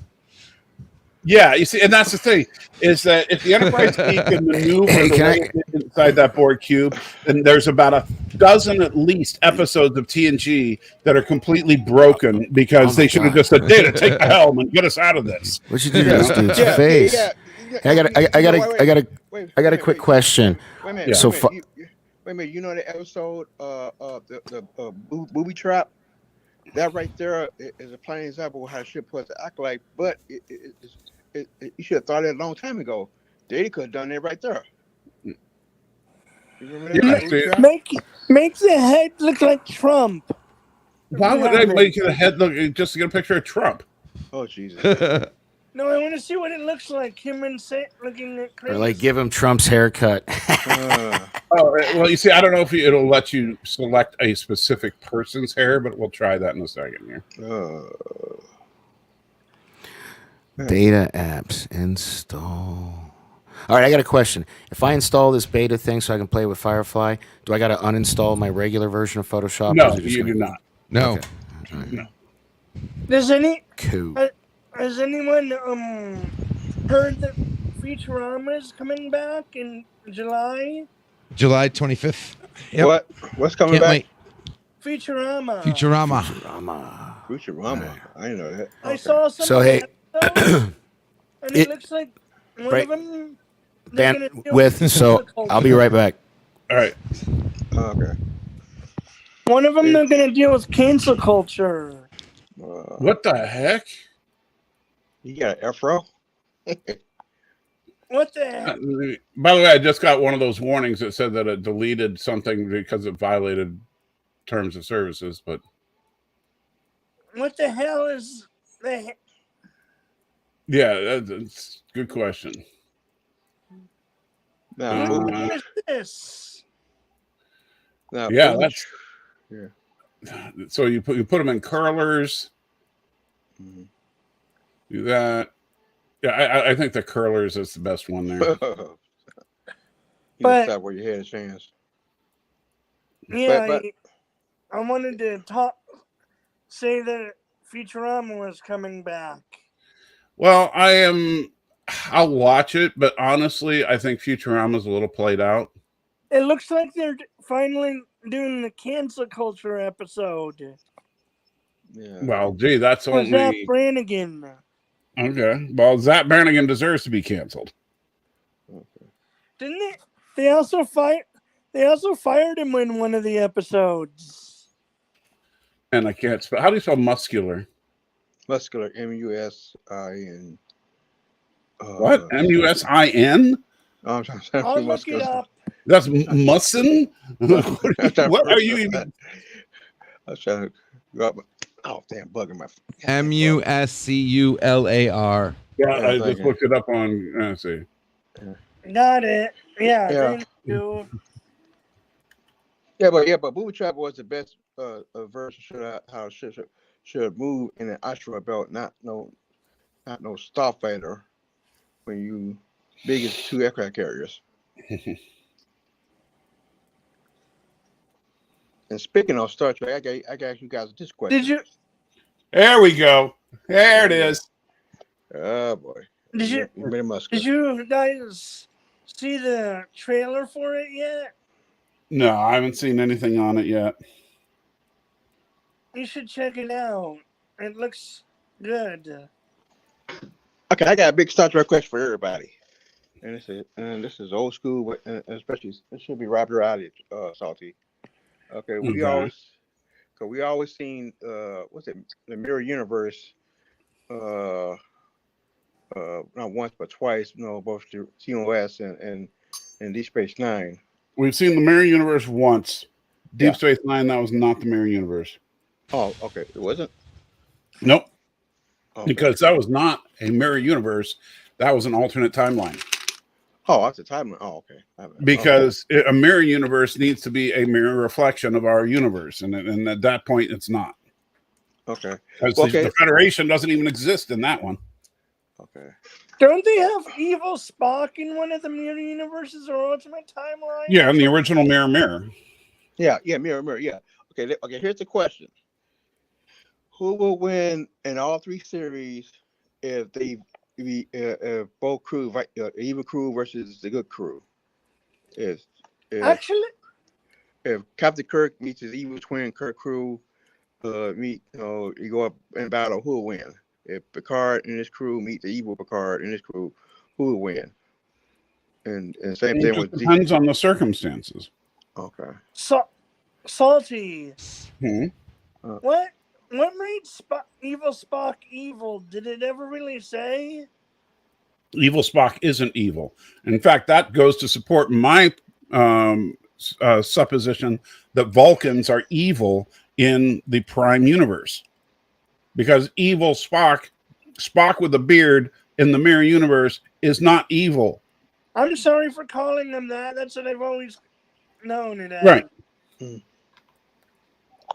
He's always been called Evil Spock, but you look at him, he's not evil at all. And in fact, he puts his life on the line to help good Kirk, knowing that that's not his Captain Kirk. Yeah. Okay, so what kind of circumstance do you think it should have for like crew going against crew? So he just had a beard? No, I'm saying that in the Prime Universe, Vulcans are evil. No, but in the Mirror Universe, he just had a beard and that's all? In the Mirror Universe, Vulcans are good. No, but all he had was a beard, basically? Well, they just make him look handsome. Beard and a different uniform. Yeah. But you get my point, though. So I'm waiting for Danny to get back so you can see this picture of his worst nightmare. Who's it supposed to be? Wait. It's Joe Biden. Right. So what do you think? What kind of circumstance you think should have for two crews fight each other? Anything? All right. Renegade. And look, I'm going to pick on you a little bit. That doesn't make any sense. He had a colder, more ruthless approach to logic. There's no such thing as a ruthless or less ruthless approach to logic. Logic simply is. As far as being colder, the coldest Spock has ever been in any iteration in Star Trek: The Motion Picture. I was about to say that. Yeah, that was cold. But he didn't finish the coronar, did he? He just left him right in the middle of it. Did he finish the coronar, or he left right in the middle of doing the coronar, or he didn't do the coronar? I don't know. So as a coronar, he gave it up. Okay. This is scary now. This picture. That's it right there. You getting Rodham con body shape. Yeah. Everybody to this day still talking about it. Was it Robert? Robert, what's his name? What's his name? Oh God, the guy who played Khan. That was his real chest.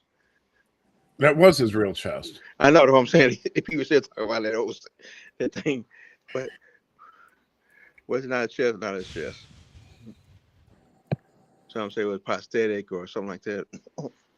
That old story. Well, that's just because people are stupid, but whatever. All right, so here we go. We'll call this Biden 2.0. Oh, I like Peter myself. I can't wait to run again. What are you talking about? Oh, playing with Biden. I don't see why that was funny to you.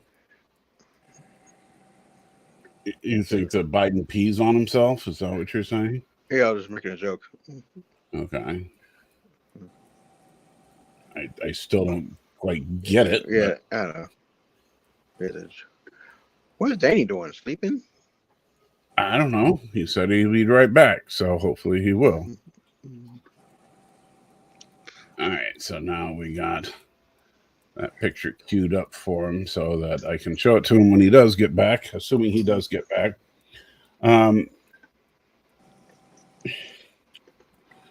Anyway, so I think that the Firefly AI is interesting. I'm going to be very curious to see how well. What I'm more interested in, and now for me, I'll use the Firefly AI to create thumbnails for my YouTube videos, and it'll be a big time saver. I don't like the idea of Adobe censoring my content, but it is what it is. I think that, but I'm more curious as to how well it works with After Effects, and because that's where I spend most of my time, trying to make cool motion graphics, like with that flaming NERDFIGHTS logo that I created at the beginning of this live stream. Yeah, for those who didn't see it. I wonder how they're going to charge that though, because video AI is a whole nother animal. Well, if my understanding is Adobe's going to be including it, so they'll include the feature, but what will you get for rendering time? Like Midjourney does that, where you get like so many fast hours. You'll get unlimited use at like slow hours, but you get like 15 fast hours, which is like the only thing that's really worth it, because you can actually like type something and just wait 5 minutes instead of waiting hours. Salt, I have other news, Salty. What's up? I started playing Fallout 76. And that is news because it's my news. I have weird news, you know that. Okay. Oh. Well, I'm happy for you, I guess. It's not a very good game, but it's something to pass the time. What game are you playing again? Fallout 76. Oh, okay. I thought you were talking about Star Trek Origins.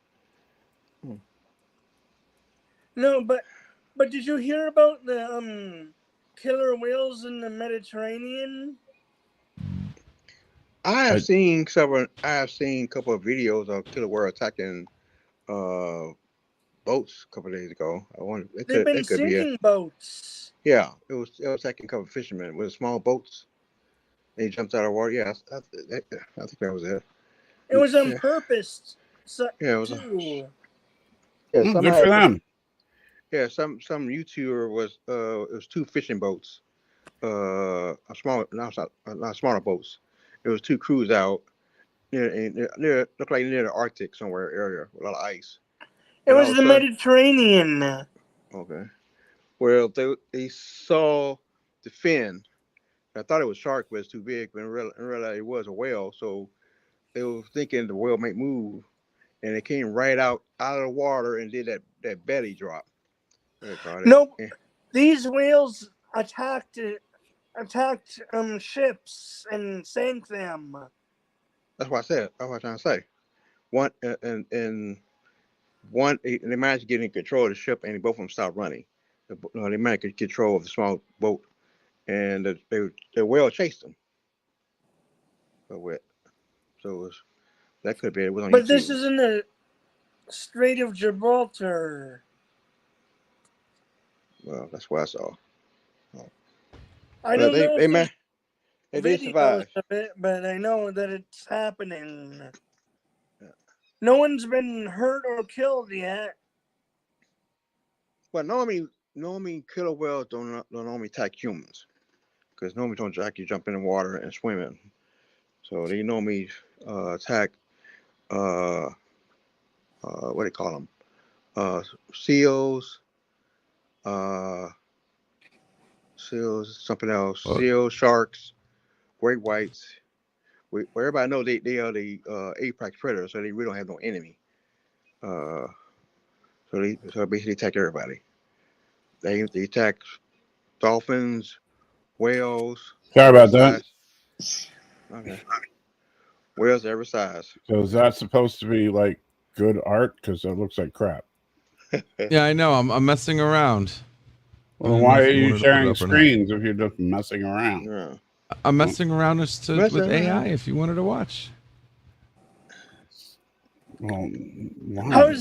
How's your dog, by the way, Salty? You know, she's sleeping. But then that's what she does. I saw you guys was watching Bastard Collector Water. That was a good episode. I don't remember all of it, but I do remember that episode. Have you already talked about it? We spent. Dude, yeah, where you been? We were talking about that about 40 minutes ago or so. You know. Okay. Yeah, we spent over an hour talking about it. Okay, I try to make sure Danny get watch because I remember that scene where they was in. And I want to go. Do what, Kermit? Show the picture to Danny. Well, I will just a minute. So here's where I'm a little mixed on the AI thing. So this logo here, and by the way, Danny, so what do you think, since you missed it earlier? What do you think? No, I think it looks cool. Personally, since you're containing it in there, I might, I don't know, stroke it with something or give it a 3D effect or something just to help the... Well, this is just like the beginning of it. But yeah. No, the Biden one. Will you just calm down, Kermit? Let me finish. Jeez, I'm going to get to that. All right. So, but the thing about this, and if you look at it, all the flame that you see in that picture, Danny, is procedurally generated in After Effects. There's no flame element that I brought in. This is all just created in particle effects and stuff in After Effects. Oh, look at that. You got a nice 420 super tip, dropping some knowledge. Let's drop some knowledge. And says, you're all just upset. Uh-oh, here we go. You're all just upset that Danny was right, that the Enterprise D is able to do all that stuff, making the attack on the Death Star main reactor look second best. Hashtag Danny is right. It's... Hey, that was a super chat, so... Hey, now. So, that doesn't mean I have to agree with it. Okay. Hey, however, the funny thing is that, first of all, the attack on the reactor of the Death Star was, the Enterprise could have done that from orbit. So they didn't even need to get close. So I do like I do like this though. What you've got started here. So I'm going to add like smoke to it and other stuff, but I was just like, and make like little sparks and stuff like that coming off of it.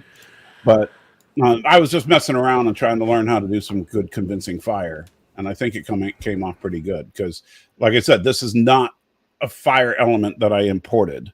This is just created in After Effects. Now, here's the other thing, though. You ready for your worst nightmare, Danny? Uh-oh. Yeah. Okay. Because when you wake up, if you've been a bad boy, this is what you're going to find hovering over you.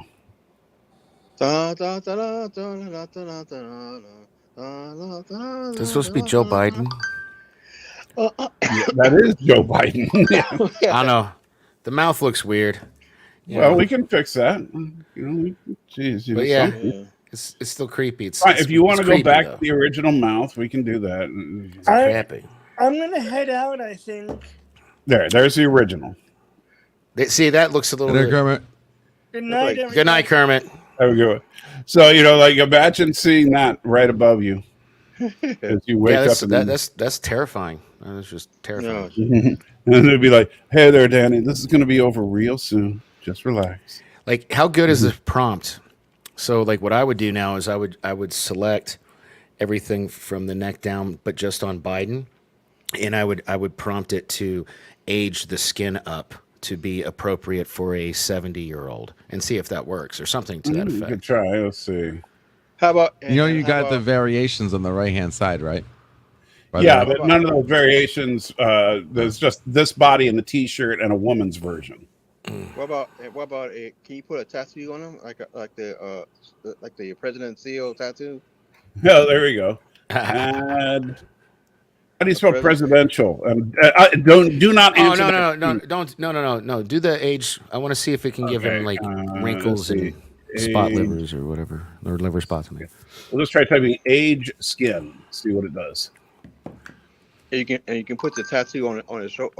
It helps to be specific with AI prompts. That's why I was like for like a 65 or 70-year-old. But we'll see what. Well, I want to see what it comes up with.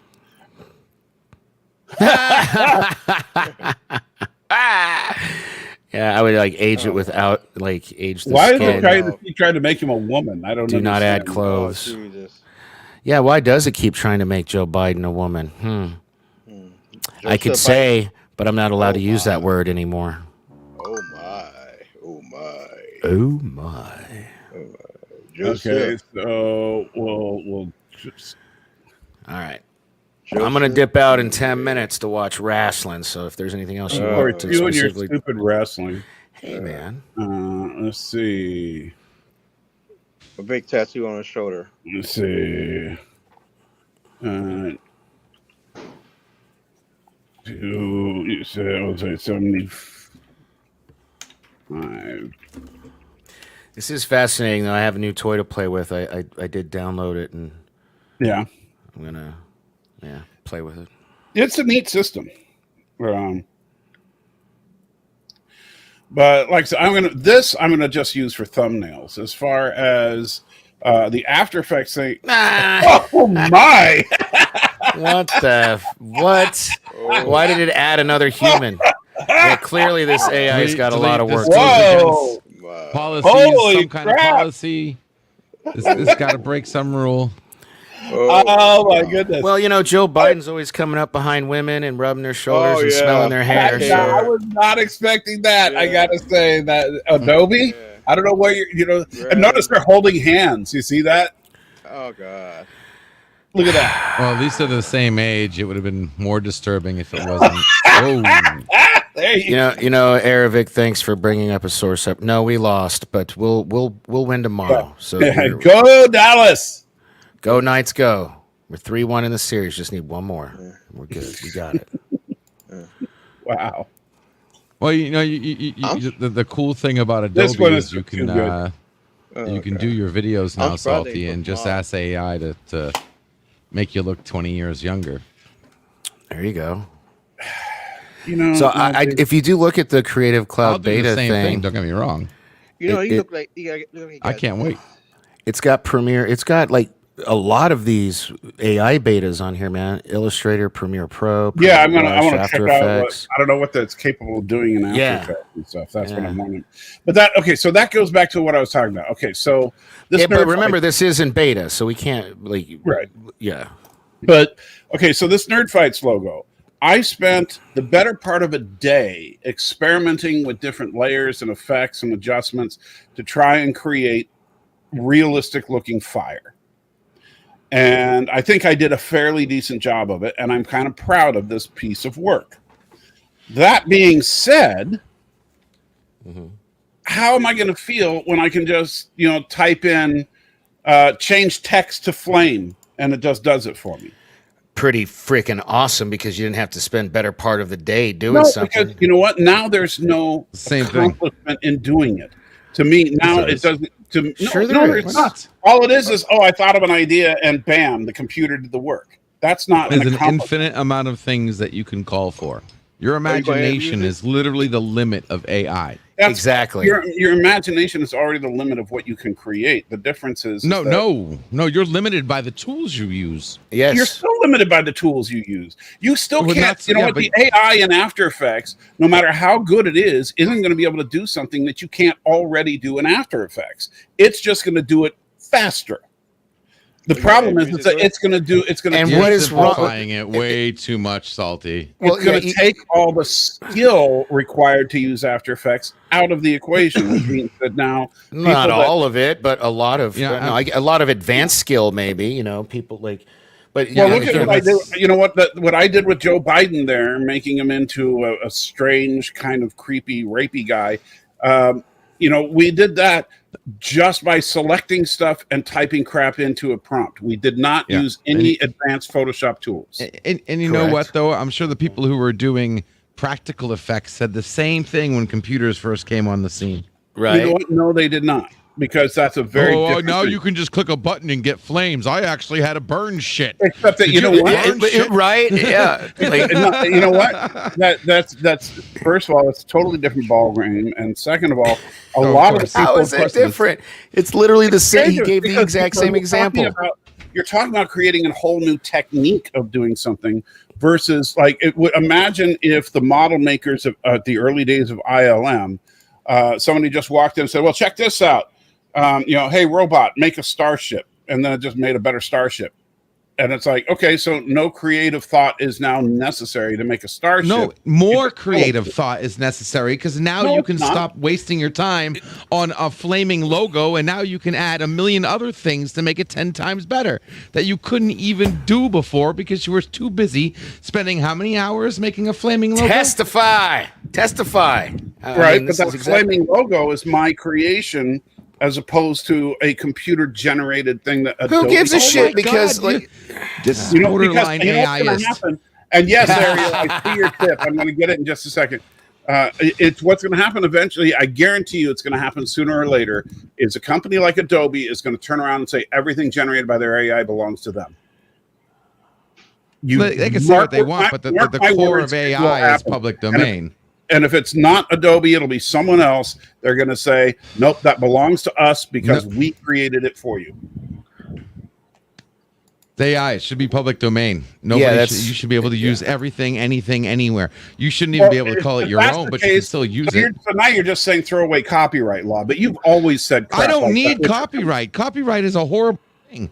Yeah, I know you don't believe in protecting artists. I get that. Creativity. No, it doesn't. It protects artists. It's a man-made thing based on profit and money. Everything We're not talking about that. We're talking about imagination. Everything, you know, anything man-made is by definition a man-made thing. Anyway, so Ariel, hold on. Ariel tipped twice. So Danny, super. Hello, LDG. Hello. Is Danny here yet? Danny's here. Yes. Hey. I just was reading what it said. Well, it will be when Danny arrives. Okay. Yeah, now we're fighting. Although I should have put when LDG arrives. All right, so Ariel Ballet. It's called Nerd Fights, right? I mean, that's what the show's called. You read? I'm trying to. LD, shut up for a minute. Let me read because somebody paid you money. That takes precedence over you and your stupid rants about stupidity about law. All right, so hit a Ariel chord. Ballet. Okay, Salty. Switch the characters on Jaws while they're still talking under deck with Picard, Riker, and Shaw. Switch the characters on Jaws while they were talking under. Now you're talking about like deep fake technology. That's a whole other thing. And then tip to check if tips are still working because I took a while to get to that one. So I apologize for taking a minute. And no, you know what? LDG doesn't do good graphics. His computer does do good graphics for him, apparently. Yeah.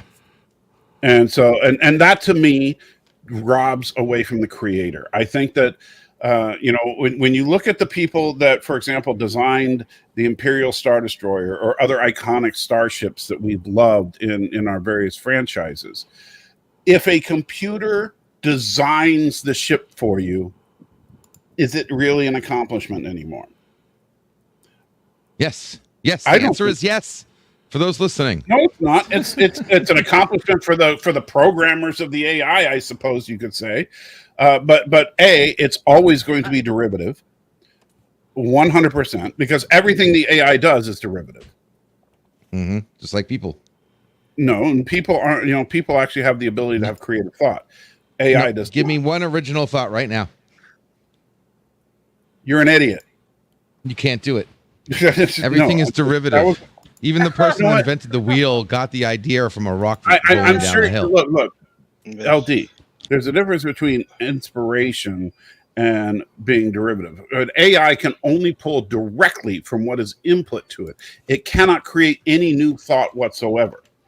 Like that, for example, that little old lady that it made it look like the president was doing horrible things to. Okay.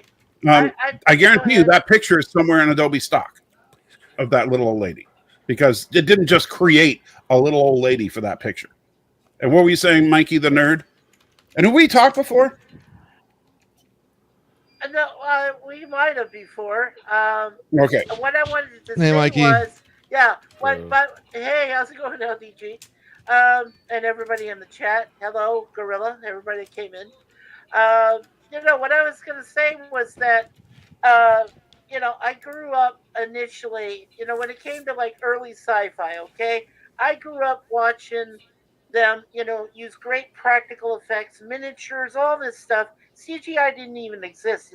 To me, it's a piece of bullshit. Because all it does is it just, later on, it just came around and then it says it enhances the experience. It didn't for me. I would have preferred to see the ship fly like, based on a miniature gimbal or some shit, and would have been happier if it done that rather than just using visual, what they call art, Right. to enhance it. I mean, maybe that's just me, but, I'm a practical effect guy. I think that practical effects are great when they are, pardon the pun, practical. But they're not always practical. And sometimes they look horrible. Like when you try to do, like if you look at a lot of, like if you do a monster movie, if you try to do that with nothing but practical effects, it ends up looking stupid. And so I will say that, and this actually raises an interesting question, ABJ. So you mentioned that there are laws that have been passed that computer generated images are not copyrightable. Well, first of all, laws in one country don't necessarily apply to others. And then you're going to run into a problem. Okay, so now why then even use the AI if nothing I do can be copyrighted? And that's going to end up, I guarantee you that's another thing that's going to end up in court, because what will happen is someone's going to have to say, well, wait a minute, the AI may have assisted you in creating this, but it's still your creation, or is it? So at what point is it the creation of the artist versus the tool? Like when you take a paintbrush, you don't just throw the paintbrush at a canvas and it creates a beautiful picture. You have to know how to paint. Well, not anymore. Well, don't forget, Salty, that bad CGI, when people say that CGI is bad and it just doesn't help the film at all, well, who created the CGI program? That was that program. He doesn't have an effective secret. You're breaking up, at least for me. And then you run it in a piece of crap. Well, then that's the fault of the creator. That's not the fault of the AI. I'm sorry. That's the fault of the creator, not the AI. So. Right, but CG, generally, what you've seen in films thus far is not the result of AI. What you've seen in film is the result of, like I'll tell you, here's what AI has done in film. There's an AI system, or like what we would call an AI system based on this kind of crap, called Massive, which is a plugin for the 3D software Maya. And what Massive allows you to do is to pre-program in certain behaviors to certain characters, and then Massive will randomly plug those behaviors into large groups of those characters, so that you can basically animate large crowds. It was developed, hold on a second, Danny. It was developed for the Lord of the Rings trilogy, and that's how they did the huge armies of orcs. And I wasn't. I was just trying to say bye. Okay. Yeah. I'll see you guys later. All right, you have a good one, buddy. Right, bye. But Danny's going to abandon us so he can watch wrestling because he doesn't care about us. It is Danny. And notice he didn't argue with me on that. So, Yeah. But the thing is that bad visual effects have always been bad. And that's the funny thing. Like now we complain about bad CGI. Well, back in the 80s, we would just say bad special effects. We just didn't have the term CGI to say. Nowadays, people blame it on CGI, but honestly, a lot of bad visual effects are not because of CGI. It's a lot of times because of the lighting or because of the way something was shot, and the CGI was fine. It just didn't match up with what the practical work was. Well, Salty, you know what, Salty, you know what the problem? Well, you know what the issue, Salty, was when it came to bad visual effects. Okay, it's it was the props and things that they were working with at the time. And that's really not their fault. I mean, yeah, there's a few movies that you could probably say, well, your matte photography or your painting or whatever was, flimsy at best. But that's because of what kind of items they were using at the time. They were trying to advance themselves. And you know what? I can't fault them for that. But I in the can, same vein, because I'm like, here's where I disagree with you wholeheartedly. You want to know why? Yeah, I'm here. Tell me why. Okay. Very simple. It's called 2001: A Space Odyssey. I assume you've seen it. Okay. Yeah. And so if you watch 2001: A Space Odyssey, the first, and I'm not saying it's a perfect film by any stretch, but no. If you watch the movie, you'll notice that the apes at the beginning, right? Think about those first few scenes with the humanoid apes that are just developing weapons, right? And the first appearance of the monolith and all that. No sapiens. Right. So and he throws a bone, and he throws a bone in the middle of the air. Yeah, I remember that. That came out the same year as Planet of the Apes. All right. Yes. So when people say, well, the masks in Planet of the Apes didn't look that good, but it was because of the time. No, that's completely bogus, because in 2001: A Space Odyssey, the reason, and by the way, Planet of the Apes got the Oscar for makeup because the Academy thought that the apes in 2001 were real apes. Wow. Yeah. What? I know. And so if you look at them, think about this.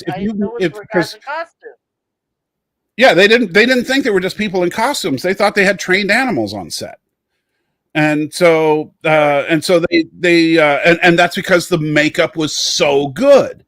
It's just a matter of, are they willing to go that extra mile? Are they willing? And that's what movie making is all about, is trying to perfect an illusion. And so in the case of Planet of the Apes, those are clearly just rubber masks. I mean, their mouths barely move when they talk, right? They look horrible. I know.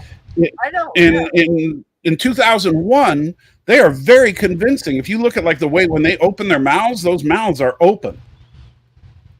When it looks like they're actually eating food.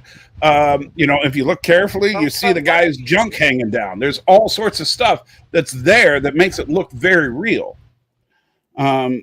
But in Planet of the Apes, they just put guys in suits. Okay. Now, something. Let me ask you then about 2001. Okay, were you impressed? Okay, when the ape throws the bone in the air and then it all of a sudden turns to that future, shuttlecraft or the thing that is it like a satellite or something? Satellite or something? Yeah. Weren't you impressed? That was a great transition. I mean, it was a great transition. I mean, honestly, you could have done. If you were to do it today, you would have the bone transform into the space station or something, which I think would have been cool. But I thought it was fine because you see the bone going up, and then when you're expecting the bone to come down, you're actually seeing a space station. I thought that was cool. I thought that there's a lot of things about that movie that are groundbreaking, but it's just a boring movie. You know, but that's kind of the hallmark of Stanley Kubrick. Well, He makes boring movies that are groundbreaking. Well, and well, you could also say, for the sake of argument, that the psychedelic light show you saw that he was going through, you know, that Dave was going through, you could say somebody was tripping at the time, you know, while they were trying to make these effects. And I thought, well, if they were tripping, they were pretty effective, you know, even though you might think it was some sort of crazy acid trip. I think they were still pretty effective for the time frame and what they put out there. And of course, but you see, the soundtrack is absolutely fantastic. Yeah, I didn't care for the ending of the movie, although I will say the Star Child was probably one of the most amazing visual effects of 1968. You know, because that looked like a living creature, but it was just a puppet. You know, so yeah, I know, but totally cool. Yeah. But the problem is that so as far as CGI, as far as any of these tools that we're talking about, I fall on the side of creators need to be creative. The problem I see with AI is that AI is going to encourage laziness. It's going to encourage basically people to, instead of going through the trouble of learning about how photography works, learning about lighting, learning about composition, learning about how, and then going into Photoshop, learning how the various tools work and how to properly blend two layers together and all this stuff. Instead, you're just going to type in, give Joe Biden a muscle body and call it a day. Yeah. Did you ever see 2010, the sequel, that brought Rorschach back? I thought it was good. It wasn't. I actually thought it was a better movie than 2001 because it was more it could be on so many levels. Yeah, 2010 could be on so many levels. Also, one thing about us. But to be fair, but like I said, to be fair, 2001, I think has undergone at least one remaster, hasn't it, since the original? Not that I know of. I know there's been no changes to it, but I thought there was at least one remastered version. No, there was a. I think what you're thinking of, what happened was in when the Blu-ray disc came out, they pulled out of the vault the original negatives and rescanned them so they could be in 1080p. So they didn't just upscale the DVD; they actually went back and rescanned the originals so that it would be as high quality as possible. They enhanced it. Yeah, right. And if you have not seen 2001 on Blu-ray or better, it still holds up. Every visual effects shot still holds up. It's still a great movie. But that's the thing. People, you can't blame bad visual effects. Said about the Planet of the Apes. Well, I think that Charlton Heston did a much better job than Mark Wahlberg when they tried to reboot it. That was insane. Sure. Like, come on, Mark Wahlberg, you gotta be fucking nuts. But my point is about the visual styles. Is that if you look at in film, where Stanley Kubrick was gold, was that 2001. He was like, yeah, we are not going to compromise on anything. This is going to look 100% real. Yep, and we lost Mikey. But we're not going to compromise. We're going to make this look 100% real. And he did it. And I don't think there's any denying that he did that. I mean, if you look at the shots with the little shuttle pods and working out in zero gravity and the whole thing with the rotating set so he could jog around the room and stuff, it's amazing. But also about EI, especially in Hollywood, he worried about they don't place the actors because they were talking about that years ago. I'm not worried about that. Quite frankly, I don't think. Sorry about that, guy. That's all right, Mikey. Yeah, we were having an internet issue here with the server, and I'm still trying to fix StreamYard as I go. So sorry. But yeah, so now when we look at AI. If AI, you can just say, hey, take my spaceship, put it in a star field, and then add laser blasts. Are you going to really go through the work of developing new visual effects to make it look cool? And are you going to really go through the work of trying to perfect everything? Or are you just going to go with what's cheap and good enough because that's going to make you the money? And Hollywood usually goes with, if they have a passable product that people are going to go see, that's what they go with. That's true. But I wish, but like you said, that's why the Star Trek 2009 movies happened. Right. But as like you said, but as I was going to add to that, I understand that it's a money issue because they want to make it affordable, right? And they'll just put out just enough, maybe to intrigue some people, but then other people will just see right through it. So it is a money issue because they don't want to spend billions of dollars.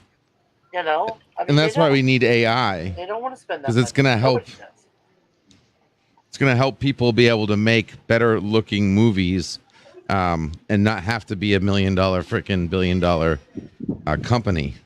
And there are YouTube creators out there that are doing some very impressive stuff. And sooner or later, once that gets were making Hollywood level stuff a decade ago. Look at Quarter. Yeah, that's only it's going to get better and better and better. It's a snowball. AI is going to change the future. I don't think that having more and more and more is necessarily better and better and better. I think those are two different things. We'll see. We're about to find out. I think we're going to flood. It's just like, look, it used to be that, you had to know something just to get onto YouTube. Now everybody does it, and it's completely diluted YouTube. Now YouTube is full of people spewing all sorts of crap just to try and get those clicks. Whereas it used to be an actual place where ideas were discussed and interesting things would happen. Yeah, look, it's a gradient. The good has gotten better. The worst has gotten worse. But I don't think the good has gotten better. I don't see that. Okay, look. What, I totally see YouTube better than it was 20 years ago, or when it first started. That's just because I know you're in Florida, so that's probably why you think that. All right, go ahead. What's Steve? Yeah. Of course. Okay, look what happened. The Exonaut story. Everybody's talking about Exonaut. It was great special effects, and those guys was worried about what powers being with CBS. And they thought he was doing something that they should have done. But that was great special effects. He made a lot of money doing it. Well, the Axonar guys were stupid, and they violated copyright laws. Yeah. And so I mean. Yeah, but I'm just saying, look how the special effect was. It was great special effects. And but the thing is that now if anybody can just do great special effects just by telling their computer to make a great special effect, then there's no such thing as a great special effect anymore. Or as Syndrome said, when everybody's super, nobody is. And I don't like that. I don't like the idea of making it so that, everybody can be an artist now. No, only certain people should be an artist. Huh? Everybody is an artist. No, everybody is not an artist. Everybody's an artist in their own mind. No. Create their own art, and now they have the tools to make you better have your art. own weird way of thinking things, but no, not everybody is an artist, and not everybody should be an artist. Everyone is. And Arabic, yes, I called LDG a Florida man because he is a Florida man. He lives in Florida, and he's male. There you go. So he is literally a Florida man. And and Salty, Ariel Ballet, I was just glancing through the chat. Ariel Ballet asked us, was 2010 the sequel, good, any good? And I have to tell him, I answered in the chat. I think it's better than 2001. Yeah, definitely. And I agreed with you because, let's consider when time that they put that one out. And to be fair, I did read the books, that were put out there. There's even one book that's called 2041. Right. And then there's actually another one. Arthur C. Clarke wrote a couple more. Actually, there was planning to do a sequel to 2010 a couple of years ago. It never came out, but it was planned to do that. But it fell through. It fell through. Brian, I agree with what Brian's saying. We love free platforms: YouTube, Twitter, Facebook, Instagram. We sign under these platforms, and now the platforms control our speech. That is true. But and I think that that's only going to become more and more of a problem. Not true though, Salty. Yeah. To an extent, they control, but not fully. We still have our own free minds to think. Yeah, and Brian, I don't know what you're talking about. Some AI faked an explosion at the Pentagon. I don't know what you're talking about. I no idea what you're talking about. There was a story a couple days ago that an underground bunker on the Pentagon exploded. Something happened down there. Yeah, they had somebody all they did was just freaking put a fire on a video and post it. Easily. But anyway, so I don't think that we should just, take away what makes a creative person creative and make it so that, hey, just tell the computer to do something. And I think that I'm sorry, I go back to the ultimate computer, the M5 tests. There are certain things men must do to remain men. And if we're having the computer do all the hard work for us, all the heavy lifting, even all the brain work now, we're not even necessary anymore. Well, like I said, they proved it. Remember what happened in the Cars series? They said there's no engineering crew no more. So that's right. Well, and that's just that's don't even get me started about that. Yeah, and look what he's talking about, and what's that thing? Like I said, I was talking about like I said in Hollywood. Avatar was 1 and 2 was totally generated animated. So they was worrying about movie be like. Yeah, but that's not AI. It was Yeah, I know, but I'm talking about how the special effects, they make it, they getting that like that.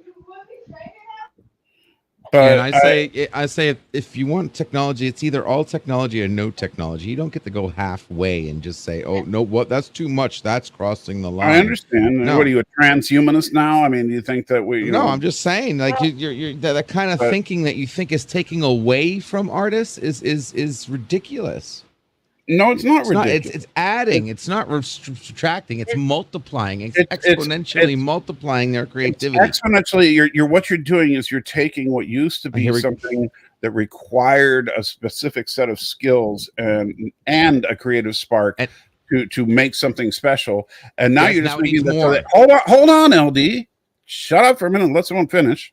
All right. So now you're making it so that anybody can simply tell the computer to create anything they can think of. So what is that going to do to the art form? It's going to make it so that instead of getting, say, 100 movies a year that are produced and maybe 10 of them are good, you're going to get 10,000 movies produced every year, but still only 10 of them are going to be any good. And so that means you got to sift through 10,000 movies instead of sifting through 100 to try and find those good movies. You're going to sift through the diversity of everybody's stories, and I doubt it's going to be the same amount. The madness of what you might create with AI when I want to watch what Spielberg's going to create. Then block me then. It doesn't work that way. You don't get to, like, if I'm searching for something, I don't just get to, it's not like the AI, I can tell the AI, hey, block crappy content. It doesn't work that way. No, you can't. Because and that's exactly what I'm talking about. So you think, so the computer should now decide for you what's good and what's bad. No, it shouldn't. That's the exact point, LDG. You are asking. No, hold on. You are asking the computer to think for you and to decide for you what's good and what's bad. And so you are no longer a human being. You are just a simple receptor of whatever your computer spits at you. No, thank you. All right, so can I counter real quick? Hold on, hold on, because Arabic tipped a 420, a Danny special, so thank you, Arabic, and said, everyone's top thinking and worrying about life, just sign the piece of paper. I'll be sending through the mail and only think of the good things, creepy smile forms. That's, everyone stop thinking and worrying about life. Just sign this piece of paper I'll be sending through the mail and only think of the good things. Creepy smile. Wow, Ariel, that's disturbing. That's all I can say. Okay, LD, go ahead. Counter what I just said. Okay, because it's dead wrong. First of all, you wouldn't just ask the AI. If the simple fact of asking the AI to don't show me crappy material automatically means, do you know where the AI gets that information from? Magically out of thin air. It looks at the history of what you personally chose as likable, not likable, crap, garbage, etc., and then it just continues that. So no, it doesn't think for you. It's actually using your already used decisions and helping you, in magnifying and then making them for you. Yeah, exactly. And then you correct it if it makes a mistake. So you made my point. It goes off your input. It doesn't come out of nowhere. It's not thinking for you. It's thinking based on your previous thoughts. Hold on. So let me ask you this. So I'm sitting down and I decide, you know what? I've got a couple hours to kill. I'm going to put on a movie. And I look on the TV, and of course I have Star Trek II, The Wrath of Khan, one of my all-time favorite movies. And then there's also Shazam, Fury of the Gods, which I haven't seen yet. And so I'm like, oh, you know what? I can watch Star Trek 2 anytime. I'm going to watch Shazam because I haven't seen it yet. So I put that on. So now the AI thinks that I don't like Star Trek, but I do like Shazam. Not necessarily. I get your logic, but that's not necessarily true. That's how these algorithms work. Unless I sit there and rate everything that I touch, which I'm sorry, I don't do, and most people don't do, and most things don't even have a rating system. And they might have a favorite system or a system like on YouTube where you can thumb up or thumb down, but there's not like a 1 out of 10 on everything you do. But and yes, Amy, it's similar to how Netflix works. So now your AI is going to determine that you think Star Trek II is crap. So it's going to filter out things like Star Trek II, but you think Shazam, Fury of the Gods is great. So it's going to give you more content like that. It's just like on YouTube. I tell you, it drives me crazy. I watch one video about this guy that was falsely arrested on YouTube, and then I get 750 suggestions for videos about people that were falsely arrested. Yeah, they do. Yeah, they also do that. Did you flag the content? No, I did not. That's why. Okay, so you didn't do your job. Yeah, Netflix. It will not block. I didn't. I watched the video. I didn't think the video was incredibly good, so I didn't thumb up it. I didn't think it was incredibly bad, so I didn't thumb down it. Why would I flag it? Yeah, they do that as well. By thumbing up or thumbing down, that's a flag. No, there's actually, you don't know then how YouTube works, because flagging is a very different thing. Flagging is reporting to YouTube. Yeah, flagging is reporting to YouTube that there is a problem with that video and they need to take it down. And there's also not interested in this content flag.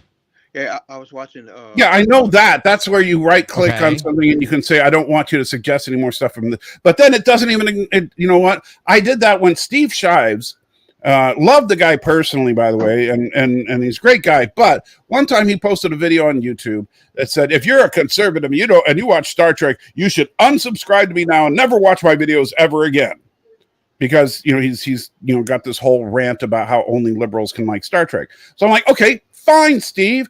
That's the way you want to be. That's where we're going to be. So I unsubscribed from him right then and there. And the next time I got a suggestion for one of his videos, I selected a little thing saying no longer recommend videos from this channel. And what happened the next day? It recommended another video from his channel.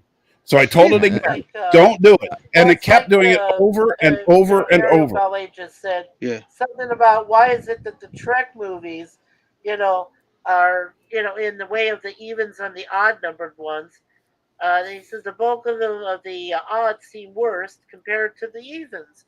Because that's actually, first of all, that's confirmation bias. That's all that is.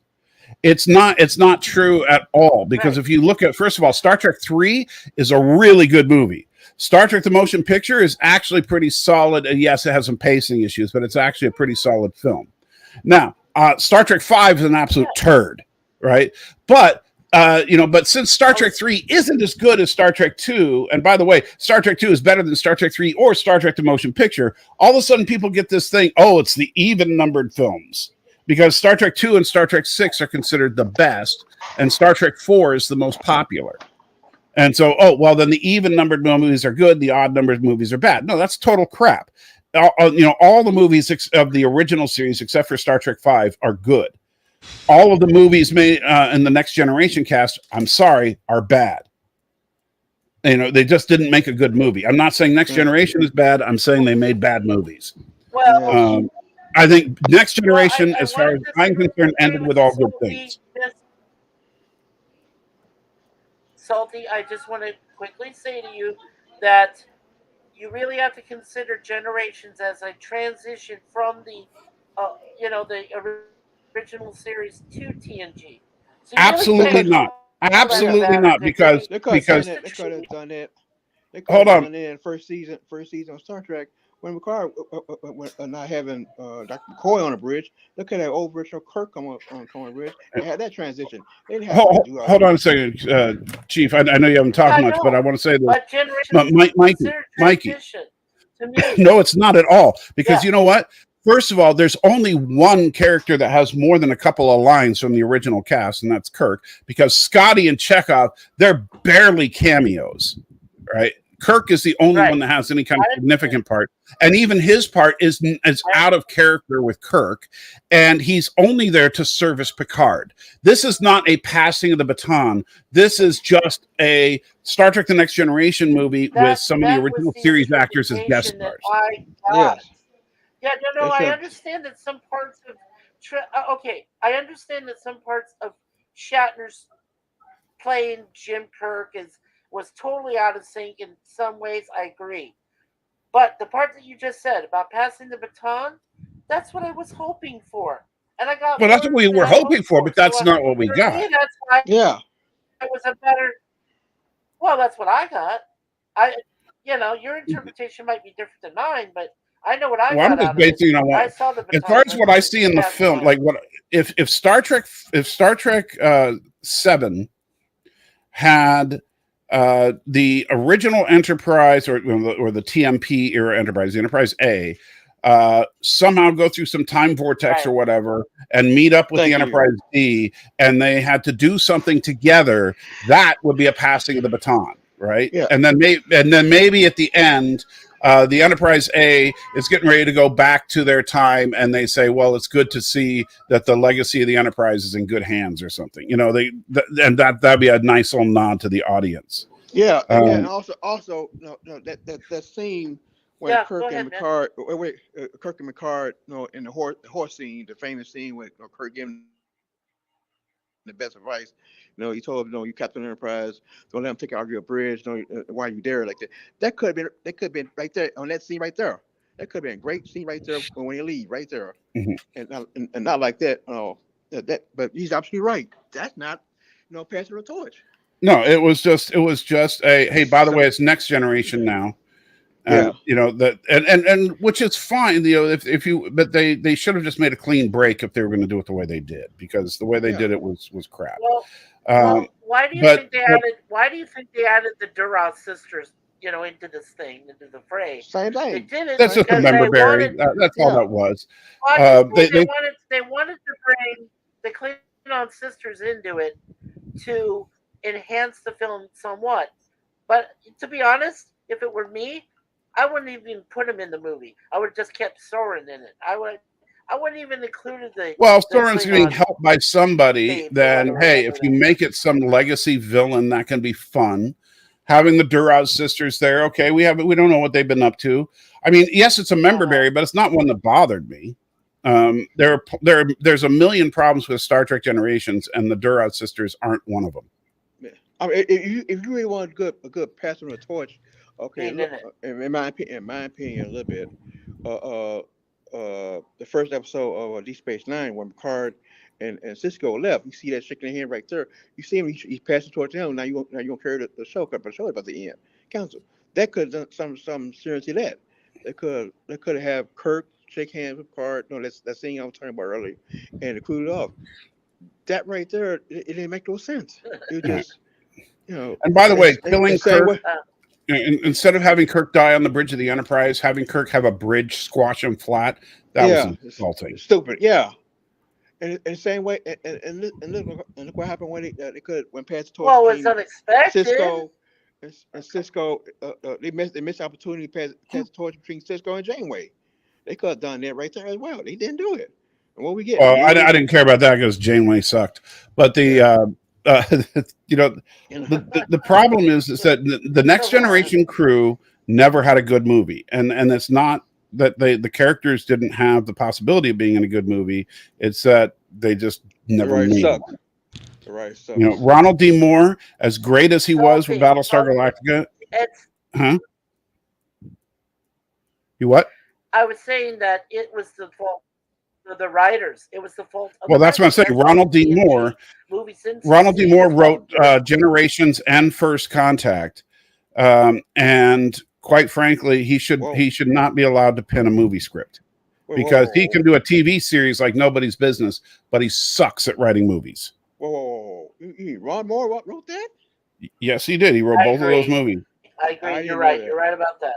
Yeah, and in fact, Rick Berman produced the film. The problem is that these are movies that were produced by the people that made TNG.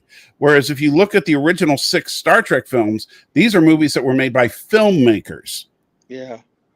All right, so that's why the TNG movies sucked. It's not the fault of TNG as a franchise, but the producers just said, "Hey, we got a working crew here. Let's just have them make a movie." They're thinking that TV and movies are the same thing, and they're not. Make a 2-hour series and put it on a big screen. That's all they did. Yeah. That's exactly what he did. A 2-hour series and put it on a big screen, and that's how you got. Look, it's the same. Just more special effects and more cost money on the thing. You know, they made the ship bigger. You know, they changed the uniform. The lighting was different.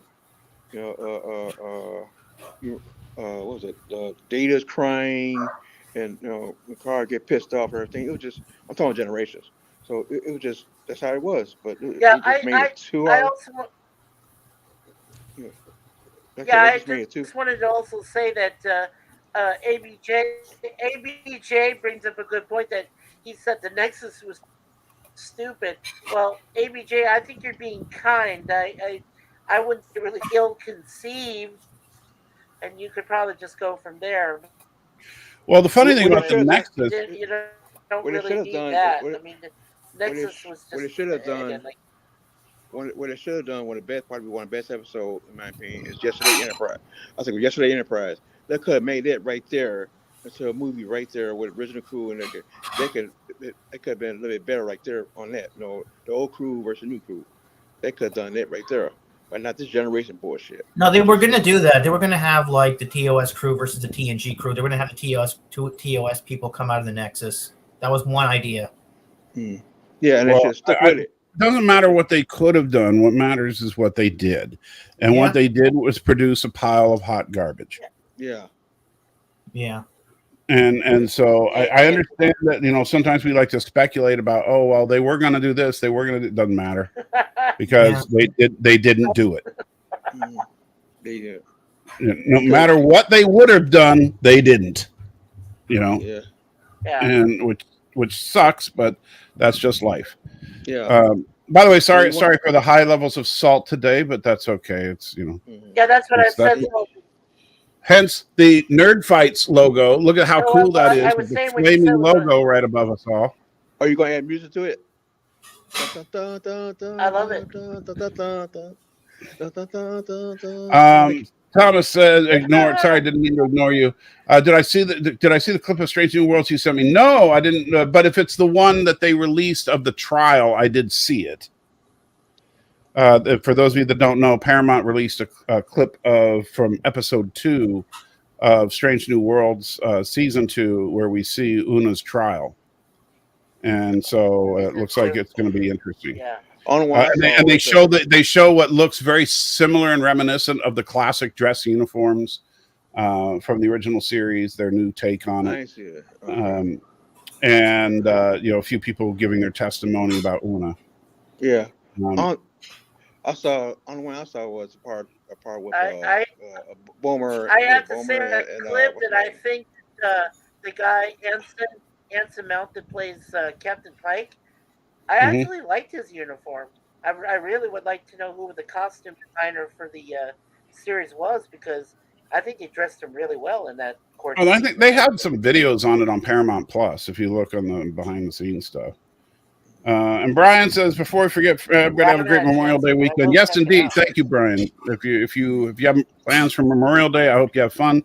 I am really, really excited for, you know, Memorial Day is one of those holidays that normally I don't think too much about. I think more about Veterans Day, maybe because I'm a veteran, but this Memorial Day, I'm really, really looking forward to, not because I have the day off, because, since I don't work because of my disability now, I never have. Hold on, Mikey. But because Jason Price, who is, the third wheel on the Nerd Fights shows, is going to be in town. And so we're going to, I'll tell you, we've been figuring this out. So here's what we're going to do on Monday. On Monday, we're going to get up super early, drive to Nashville. We're going to meet with Jason and his wife, and we're going to go to a place called Pancake Pantry, which, if you haven't been there, really good pancakes. Great place to have breakfast to start your day in Nashville.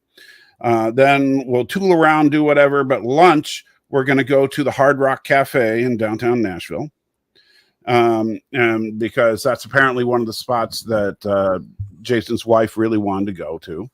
And then for dinner, we're going to go to my personal favorite, Roost Chris Steakhouse, which is some really, really good steak. And Jason's never had it, so I'm looking forward to that whole day. Yes. And then here's where the real fun begins. The following day, so Tuesday, he will also be in town. Now, we're not going to spend the whole day with him on Tuesday, but we are going to meet up for lunch. And what we're going to do is we're going to find now Nashville is known for their Nashville hot chicken. And so we are going to try to find the hottest hot chicken in Nashville. And then my son is going to record me and Jason attempting to eat super hot chicken. No. Yeah. So no. Come on, that's your age. No, man. You got to be careful on that, man. You got to be careful on the hot ones. Hey, I've survived the one chip challenge. I think I can handle Nashville hot chicken. Yeah. Heart attack. We had a heart attack chicken. What, a heart attack burger? What do you call it? Yeah. A heart attack burger and the heart attack chicken. Yeah. And so I'm very much looking forward to getting to meet Jason and his wife, and hanging out with them. I'm, like I said, I don't care what anybody says. Screw AI. I'm proud of what I did with that Nerd Fights logo up there. I think that looks pretty darn cool. And you need some good music, good Star Trek music. No, you don't put. You know what? If I put music, then nobody would be able to hear us talking and arguing. No, I'm talking about like when you start, the show. There is music playing when it's up. Oh. Do you not pay attention at the beginning of the live stream? There's always a song playing and clips and stuff like that. And this is just what you see at the very end of that song. I thought it was just new. Well, it is new, but I'm saying that you want keep saying music, okay? But you keep saying like I should have music with just the Nerd Fights logo. No. But I don't like the idea that now in the near future I'll be able to just go, "Hey, computer, make a logo that says Nerd Fights and turn it into flame," and it'll do that for me. I really hate. Can't wait. Yeah, I know. Well, LD, I understand because you have no creative ability. You don't want creative ability. You can insult me all you want. Well, then tell me, why do you not want creative ability to matter anymore? I do want it to matter. I want it to matter more. It doesn't. All AI does is remove the mundane tool, the mundane procedures. If that were all it did, and allows, I would be all for it. If that was all AI did, what it does, though. No, it doesn't. You saw what it did. It created, when I asked it to do that thing or to change Biden's skin, and it created totally different things than what I was asking for, where it had him like looking like he was doing horrible things to that little old lady. Okay, so that was the AI creating things that weren't even what I had in mind. And yet I could use that in a joke if I wanted to. You wanted to, but it's all about the prompts. It's all about how you use it. But it can be a scalpel, or it could be a bludgeoning tool. I mean, it all depends how you use it. Unfortunately, it's going to replace finesse. It's going to replace skill. Everything gets replaced, though. No, it's just going to enhance skill. You're going to need more skill to get out of AI than you think. Everything gets replaced over time, sure, but you know what? Painting is still painting. Hey. Yes. If I can say Google, show me this. So is digital painting. No, well, not anymore, though. See, that's the thing. Digital painting will no longer be digital painting because I can just tell the AI to do it for me. Well, now I'm not painting anything. You can always paint over it. You can always paint. You can always paint over, but you're still not painting anything. He made a very good point. Like, you could literally paint a painting and have the AI enhance your work. That's your work. That's not good either, because then if anything, it should be, if absolutely anything, it should be the other way around, where you're in a 3D environment. You're playing with Maya or something, and you're just playing with boxes. And you tell the computer to add depth and bumps and lights to these boxes. You're just drawing boxes. Okay? I mean, half of CGI is not even created by the person. It's created by the effect you add to a box. I don't understand your point. What I'm trying to say is, on CGI right now, half the stuff you see is not what the person actually painted. He just drew a box and said, make this look like a freaking cube, or cube. Add a texture layer, right? Board cube is more than just a box with a texture layer. Unless you're looking at something that's like, I mean, maybe a low res video game model might just be a box with a picture. If you play Doom, Doom is like you're talking ancient tech now by today's standards, but it's based on the same concept of design, just super high. You have cell shading and freaking anti-aliasing and all this crap now that just go on top of a Doom character to make it look 50 times better. If you're basically create something and then you turn up anti-aliasing on it, that's not the same as the computer creating a character. Bump maps. Bump maps are something that's created by. Yeah, a bump map is created by you and applied to your creation to enhance it. The computer doesn't just create the bump. The computer doesn't create the bump map out of thin air for you. You go on Google, you get a bump map, for God's sakes. You don't have to draw it. You can't get a Google to get a bump map for a custom made model unless you're just. I mean, like you said, if you're literally just doing something that is a box, then sure, but not everything is. What's that, Mikey? Okay. Yeah. Okay. So I had a question for you. If you wanted to take the time and just do a regular painting, right? On any paint if you want, whatever mind tells you to paint, or however you feel like painting it, and then you just want to scan it, and then you want to just put it up there on the wall, like my actual natural creation, and all I did was to have it digitally. The computer didn't help you. All it did was try to enhance what paint yourself. Right, you're breaking up a bit, but my understanding is I was saying that it allowed you. Go ahead. Go ahead. Well, yeah. So you tell me. So what I said was that, you had done the initial. What I said is that you had done the initial create. You painted the picture yourself, right? And then you said, "Well, you know what? I'd like to enhance it. Who cares? I'll just put it through a scanner or something, digitally enhanced a little bit." But that ultimately is yours. The AI had nothing to do with it, other than the fact that you said, "I want to just keep it." And there was no control from the AI in that instance, because ultimately you were the one that came up with the creation in the first. Well, but you also have to realize that the minute it's through, and you're the one that finished it. But Mikey, with your scenario, the minute you scan your painting and have the computer change it, it's no longer a painting. A painting, by definition, is paint on a canvas. It's not so. Yeah. But to you, once you scan it, it's not a painting anymore. It's a digital image of a painting. Yeah, and even the argument can be said that a painting is only truly a painting if the artist only used a single bristle. I mean, if you're using a big ass brush, and there's that doesn't even make sense. The brush is doing the work for you. That LD now you're not. Yeah, it takes away from your creativity. That's LD, your argument, right? No, it's not my argument. And I know you like being stupid about these things, but try to not be stupid about it for a minute. I don't care if it's a pen, a brush, or a keyboard. A brush, you know what? A brush, no matter how thin or how wide, the brush isn't creating an image for you. You have to do it. All right, that's the brush. The second the brush hits the paper, it makes an image. The brush doesn't make an image. The brush is an inanimate object. Yes. Okay. A computer actually creates the image. Mm-hmm. You saw the computer create an image of Joe Biden raping a little old lady live on this show. Okay. Mm-hmm. So the computer created that image. I didn't say, hey, let's add a little old lady to this picture. That completely shocked me. Dude. If that's what you believe, that's okay. I respect it. But what you think that I did intentionally add a little old lady? I mean, yes, I believe that. I believe that I did not want to add a little old lady to the picture.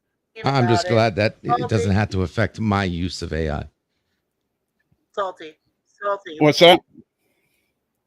Yeah, Salty. What I was trying to emphasize is that ultimately you were pleased with the finished product.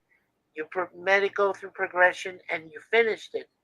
Ultimately, it's your one and only creation. You should be proud of it. You shouldn't even. I mean, the AI, whatever you use, like I said, the scanning part of it in the scenario. That's not AI though. That's the thing. What we're talking about, this generative AI, this stuff that. But it's a very specific type of technology. The whole point of generative AI, which is what we're talking about here, is computer software that actually creates the image for you. And so it actually, and so you're not doing the work; it's doing the work for you. You're just sitting back and saying, "Okay, right? Huh?" Well, like with that Joe Biden picture, I didn't do a dang thing. The computer did all the work. Well, you're mining, so yeah. Nobody ever gets the first image it gets you. Like you have to regenerate, refix it, rechange your prompts. You never get the very first thing. I mean, you can take the very first thing it gives you, but you won't get a good quality of what you were trying to do if you just get the first thing AI gives you. But the point, though, LD, is that you're still not. It's taking away from the artist. It's taking away the entire process of artistic expression and creation is being perverted and destroyed. And I understand that people like you think that's a great thing. Fine, you think that's a great thing. I don't. No, Salty. No. Well, hold on a second, because first of all, Ariel. No, I got Ariel tip. Trying to make. Tell me if I'm wrong. Hold on, I got to read this. Mikey, you got to give me a second. Hey, he's on a delay. That's satellite or something. But Ariel tipped $4.20. Says, I do like being stupid. Salty already knew this when I was debating the Enterprise D situation. Well, at least you admit that you're stupid about the Enterprise D. All right, Mikey, go ahead. Okay, so what I was saying is that if you weren't the only one that was using the AI in the first place, and if there was previous input that was put into this thing, are you saying that the AI, when you did your original picture and the scan or whatever, are you saying of its own and wanted to change it without your previous input or not? You're saying? All I did was, well, I don't know if you saw when I was did you see when I was messing around with the picture of Joe Biden? Did you see that part of the show? Okay. So I told the AI to make Joe Biden. I don't know if I saw part of it, but I reviewed it. Yeah. So first I added a muscular body to him, and then I told and Danny was saying, "Oh, you should make the skin look all wrinkled." So I told it to make the skin look like a 75-year-old. And what did it do? It put a 75-year-old lady in front of him and made it look like he was raping her. And so, wow. So that was the AI had its own mind. Yeah, it made it seem then. That makes it seem like the AI has a mind of its own. Well, it's the AI misinterpreting my command, obviously. Am I wrong? But it's still, the problem is that if I'm creating the work, I'm not going to clip and edit and bring in a picture of a little old lady by accident. Right. I know. I get your point. I understand. Right. So, and you might accidentally make a starship that looks like a phallic symbol. Yeah, but you know what? If I create the starship, it's mine. You don't know if it's operating on a jet. No. You know, I don't like the idea of just basically kicking back and letting the computer do the work. Can speak for itself. Well, the program can for itself. It feels the other. You're breaking up something fierce, Mikey. Well, then that's telling me that the AI has known a way misconstruing. Yeah, Mikey, I can't understand you. You got your cellular connection is breaking up really bad. But Ariel Ballet, thank you, Brian saying, responding to Ariel Ballet saying, life is meant to be hard. Struggles in life mold you, shape you into who you are. If life was easy, it wouldn't be worth living. I agree with that statement 100%. And the same thing is true of art. Art is not meant to just be easy. Hey, computer, make this for me. Art is supposed to come from the blood, sweat, and tears of the artist. That's an opinion. Yes, it's an opinion. So what? Everything I say is an opinion. I know, that's not and you know what? Okay, so hold on, Daniel. Hold on. What is your point? What's your argument? Yes, it's an opinion. Everything said by anybody is an opinion. What's your argument? No, I mean, I think life sucks because it's so hard, because it's so unfair. It sucks and it's horrible. You know what? That's what makes the victories in life so sweet. If defeat didn't sting so bad, victory wouldn't be so sweet. You see, like, look. This sucks because there are people out there who can get exactly what they want, exactly the way they want it. Mm-hmm. And those people are usually absolutely miserable, depressed, and very prone to suicide. No, they're not because yes, they are. Look at the statistics. No, if you look at the Census Bureau, for God's sake, it is absolutely true. No, it's the people because somebody has money doesn't mean they don't have anything. No, it's because the people who can't get what they want commit suicide. Exactly. That is absolute crap. That is, people at the bottom of the socioeconomic spectrum tend to be happier than people at the top.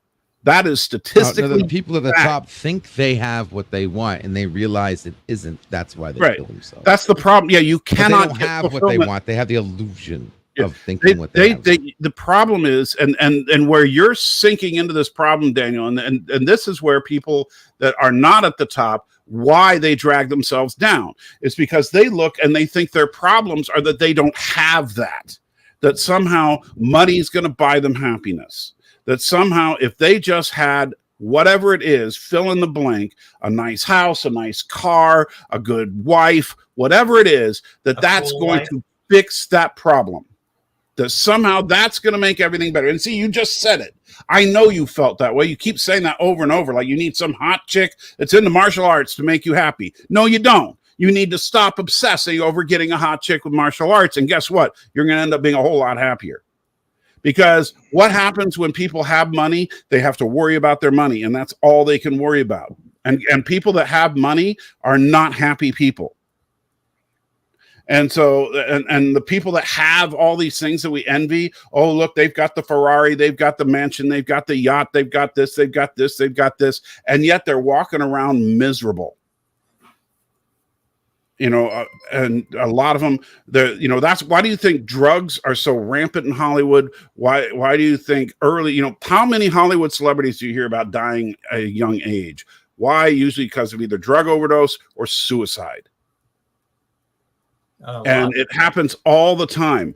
Why? Because money doesn't buy happiness. Fame doesn't. It's just a false god, a false idol that we as Americans worship like there is no tomorrow. And Anonymous tipped $1. Thank you so much, Anonymous. Says, I use ChatGPT to write a paper on how to fix a flat tire. Now I'm stranded in Corrigan Road with a flat, but I don't know how to fix my tires since I had AI do all the work. Well, in Corrigan, if you're on the side of the road, hide, because the Corrigan patrols will come and take you and put you in the mines if you're lucky. If you're not lucky, they'll take you to meet with Bird. End up being his lunch. But yeah, Arabic, money has nothing to do with happiness. The problem is most people don't believe that.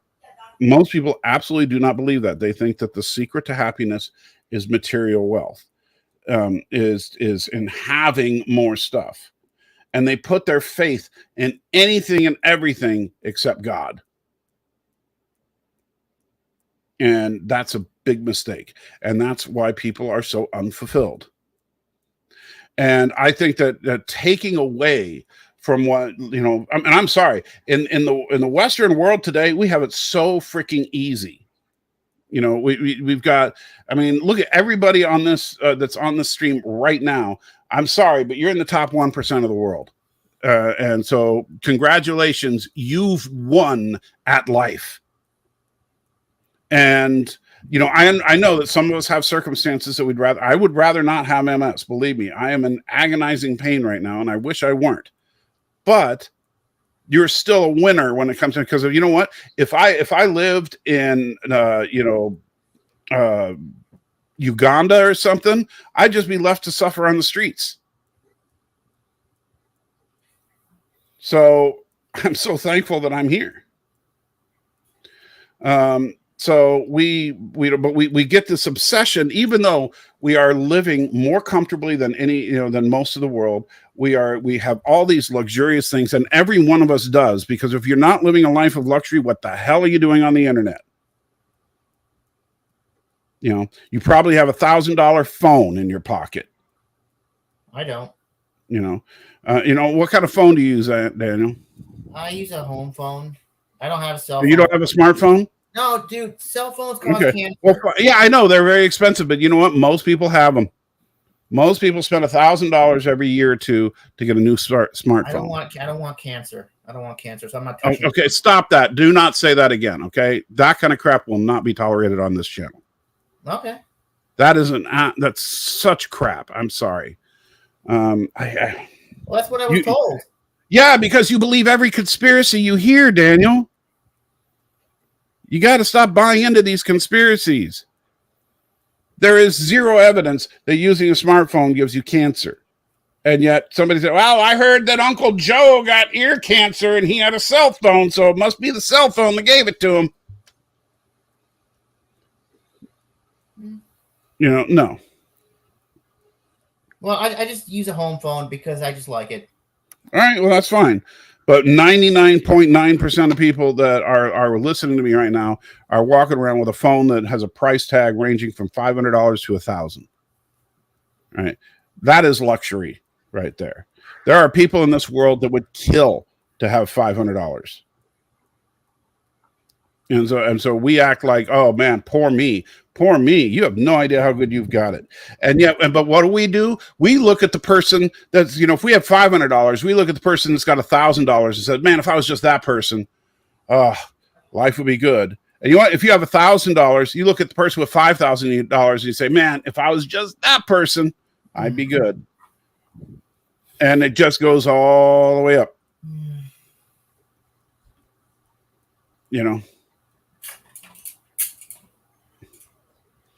So, and that's the problem, is that we're always looking to, what's going to fix my problem. Some kind of material gain is going to fix me. And that's simply not the case. Enjoy what you got, because what you got is a blessing. No matter where you are in life, stop. And I know I'm not trying, this isn't church life, this isn't Sunday morning, but that's one of the reasons the Bible says, whether or not you're the master or the slave, shut up and be content where you are. It doesn't matter. And Thomas, no, if you win Powerball, you absolutely owe me money. It doesn't, and that's the thing. There's nothing wrong, and there's nothing wrong with wanting to have nice things. It's when we start thinking that that's going to fix us that's the problem. What's going on, Mikey? I just wanted to say thank you for your service, since we're approaching Memorial Day. So thank you. Oh, well, thank you. I appreciate that. Not like I did anything all that spectacular, but I appreciate it. But Salty, do you know what you did? Well, I survived. That's enough. Yes, the Daniel. poverty rate in America is skyrocketing. Mm-hmm. More and more poor people are all the time. There's more. Did you hear a word that I said, Daniel? What? Yeah. Did you even hear a?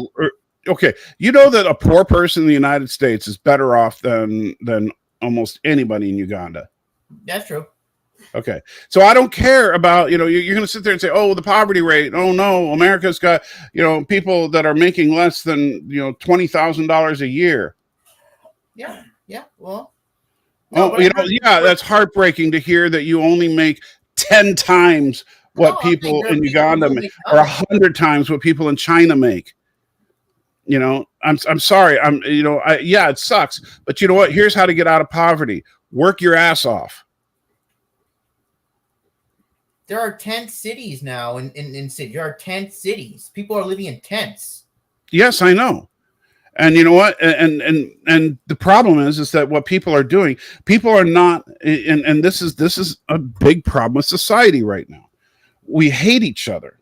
We don't. We're all pointing the finger at everybody and saying how horrible everybody else is and how it's everybody else's fault. It's certainly not my fault. I didn't do anything wrong, but everybody else did everything wrong.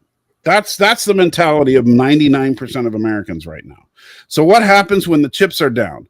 Do we band together as groups and move in together as family members and friends to try and survive? Nope. We just give up. Wait, Salty. You believe in the Bible, right? Yeah. You've read the book of Genesis, right? Yeah.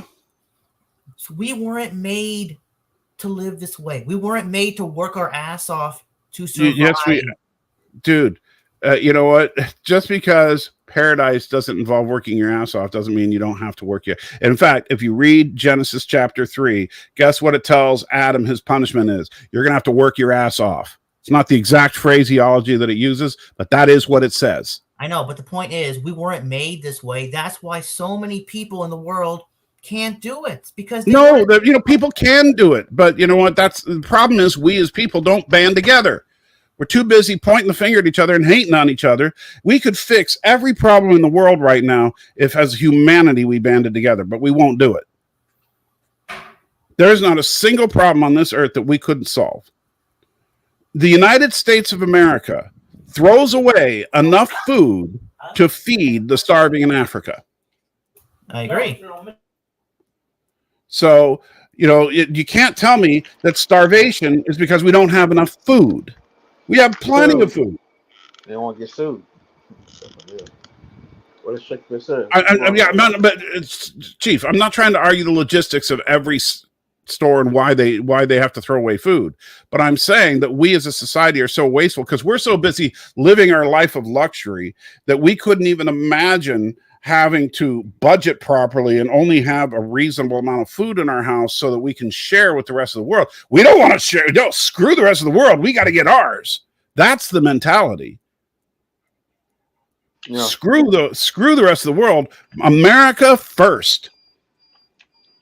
Right. And I understand. Look, I get it. I'm not some crazy, left-wing nut. I'm not saying we should have open borders and all that. But I'm saying that when we take this isolationist America first kind of attitude and say we're not going to help other people, well, guess what? People die.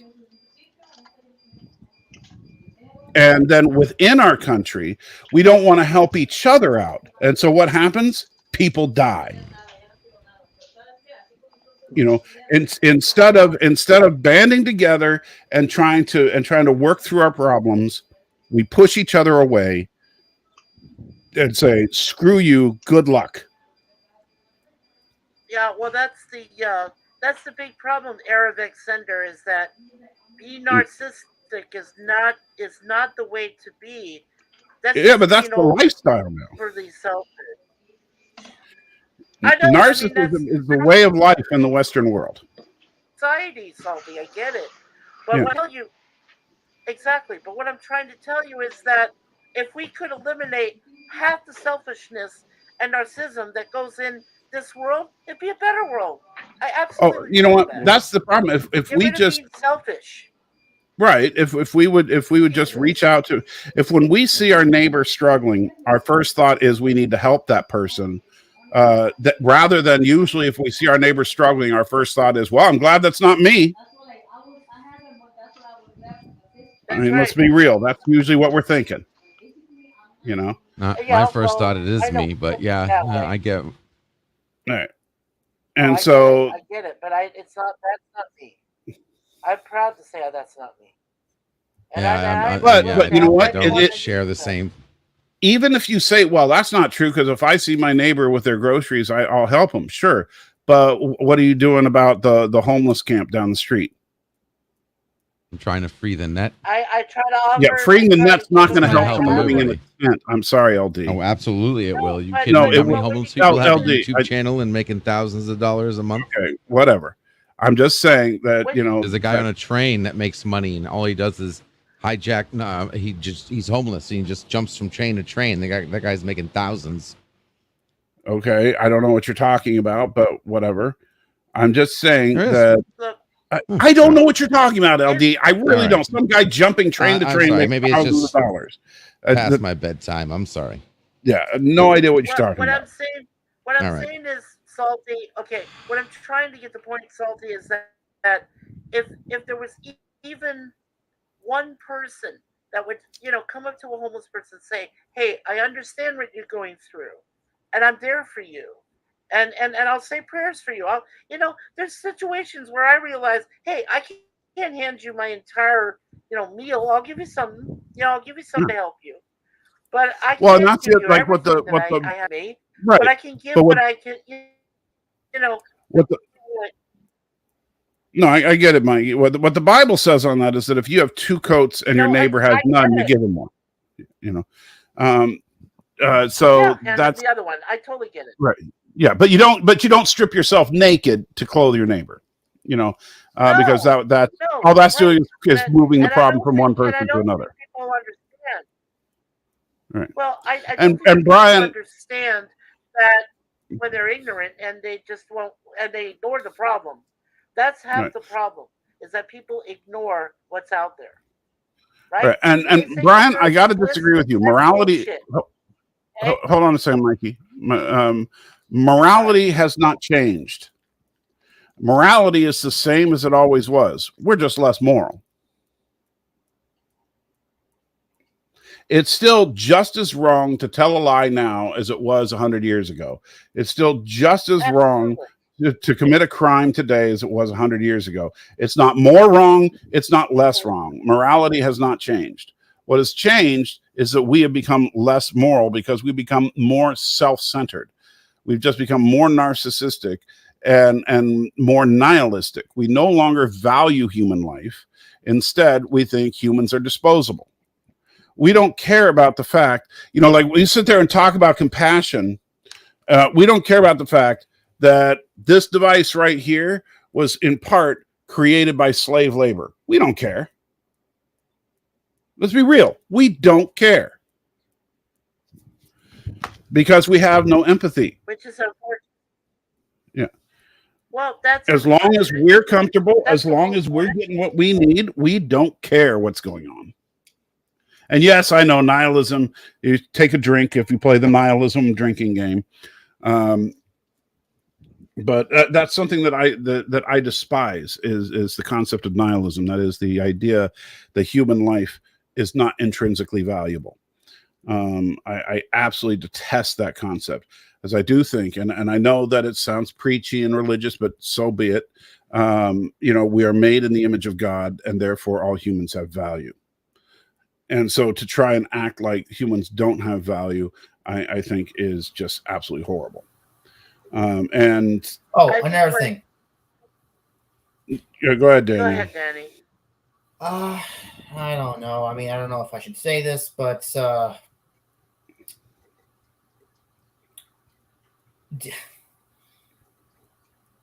right, this world is really screwed up. You know this, right? It's getting worse and worse all the time.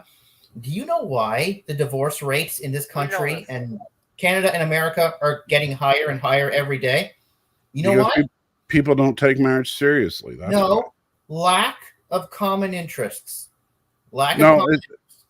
It has, you know what, that's absolutely, I'm sorry, Daniel. It's not lack of common interest, because if you have to have everything in common for a marriage to last, then my wife and I shouldn't still be married. All right. Yes, we have a few things in common, but we have more things that are not in common. But we've been married. We've been married for 30 years. Remember when I told you I met someone a long time ago, and I really liked her. She was into everything I was into. Then she got married. Then my depression started. You know what? Those two people, their marriage is going to last for 1,000 years. You know why? Common interests. Well, first of all, their marriage won't last for 1,000 years because they'll both be dead within 100. Second of all, you know what? I just because you're jealous or envious of somebody else's marital success, that's not. I don't understand your point. The reason that the divorce rate is so high is people don't take marriage seriously. Marriage is not something to be taken lightly. It's not taken seriously. It's not just they don't take it seriously. Yeah, no. Sure, it's disposable. Take it seriously. The other part, well, yeah, but the other part of it is communication is the key. That's important. No, it's how people are raised. That's the problem. No, you see, you guys, you know, your commitment is the first part of marriage. Love is not a feeling. Love is not having warm fuzzies. All right. Yeah. Yes, there's warm fuzzies involved in a good relationship, but love is the commitment between two people. And like the marriage vow says, you know, rich or poor, for in sickness or in health, right? Until death do we part. If you don't take that seriously, you're going to end up getting divorced. Because what happens? Oh, it's great in the richer. It's great in the health. But what about the poor and the sickness? What if there's so much poor and sickness that you end up in a situation like where I'm at right now, where I'm going to be spending the rest of my life in pain? Well, that's not going to be easy for my wife to deal with. But she's not going to just walk out because I'm suffering. Right? But there are people that will. Salty. She's going to remain married to you because Salty. She's going to remain married to you because of three things: commitment, communication, and understanding. That's it. Well, commitment is it, and it's commitment to me and commitment to God. But communicating is also important. Well, sure, communication is important, but the commitment is number one. You have to understand there's always a whatever number one is. And number one is commitment, and commitment is what we do not have in the country. Well, I don't want to rank 10 things. It doesn't matter if you have if you don't have commitment, you can have all the communication, all the things in common, all the lovey-dovey things in the world, and your marriage is going to fall apart. And guess what? That happens all the time. Also, that's why the divorce rate is so high. Also, you got how people are raised different now. It's a totally different age now. You know, well, the problem is now we have people being raised by people that didn't believe in commitment. Yeah, like I said, the feminists did damage to it. You get the and renegade. As far as the death do you part, that's just to me. That's I'm just talking about the traditional marriage vows. That's, I mean, as far as the traditional Christian marriage vows, that's, you know, till death do you part. Because marriage is absolved at death, but a lot of the divorces are because of the sins of the fathers and the mothers. That's what it comes down to. No, it's because, that's another big point. It's because of lack of commitment. We need to stop trying to find 10 other things that it's because of. It's because of lack of commitment. Period. Stop with all the other stuff. Because the problem is that when we start trying to drift off into 25 other things, we're missing the point. And the point is, we're not committed to those marriage vows. We don't take them seriously. To us, when things start getting uncomfortable, when things start going the wrong way, oh, well, you know, we can always get out of this. Yeah, but it still comes down to how we were raised, because a lot of people in America were not raised with mom and dad. Who's responsible for your actions? You or how you were raised? It's part of it. I agree, both of them. No, it's you. You know, how you were raised, yes, that can influence you. But guess what? You are responsible for your own actions, and nobody else is. And so, you know what? I was raised by parents that were very different than what you hear from me. If you knew my parents' attitudes about things, you would be absolutely shocked that I exist. And in fact, my family, I don't fit in with my family at all, because my family is a bunch, and I love them to death. Don't get me wrong. So if anybody that's in my family or knows my family is listening, I'm not dissing you guys. But my family is a bunch of left-leaning liberals. Right? And that's fine. You know, they're a bunch of liberals in California. They believe in the Democratic Party and they believe in all this stuff. And I'm the only conservative in the family. And I will tell you, there are family members that have not talked to me in years and years and years because of that fact. Is that bad? Like, what does that mean, left-leaning liberal? I don't know any of this stuff. It's the opposite of a conservative. Okay, I don't know what that is either. Sorry, my parents keep. Well, I'm not going to sit here and define. And the shortest version of it is that I believe in limited government, minimalist spending, but with just a couple of exceptions. Whereas liberals tend to believe in larger government. And there's differences in how they believe in how taxes should work and all that. But on the flip side of that, liberals tend to support more social programs and stuff to help people, where conservatives tend to want to cut them, because that's a lot of money being spent, right? So now the problem is that both political parties, the Republicans and Democrats, are equally corrupted by various special interest groups and stuff, and that's a whole other problem. But the point is, my family's very liberal. I'm not. And so just because you were raised one way doesn't mean you have to be that way. My mom was raised Catholic. But you know what? I was not raised in a Catholic household. But my mom's family was very Catholic. In fact, my uncle's family is still very Catholic. Now, Eric wants to know, would I consider Bird of Prey 5 as vice president? Oh, if I were running for president? Sure. That way nobody would assassinate me, because they'd be terrified of Bird becoming president. But I love my family to death. For the most part, they're great people, even though some of them won't talk to me because of my political beliefs. And that being said, I'm nowhere near any of them. How that happened? Well, I'm just very much more analytical than most. And so I started looking at things and I said, oh, this is wrong. This is wrong. But I also don't follow the Republican Party. In the last several elections, I voted independent, because I think both political parties in this country are absolute dog crap. And that's just my humble opinion. I know there are some people that love the Democrats and some people that love the Republicans. And you can't say, well, their party is worse. Both parties are absolute dog crap. One party is crazy, the other party is evil. And I'll let you pick whichever is which.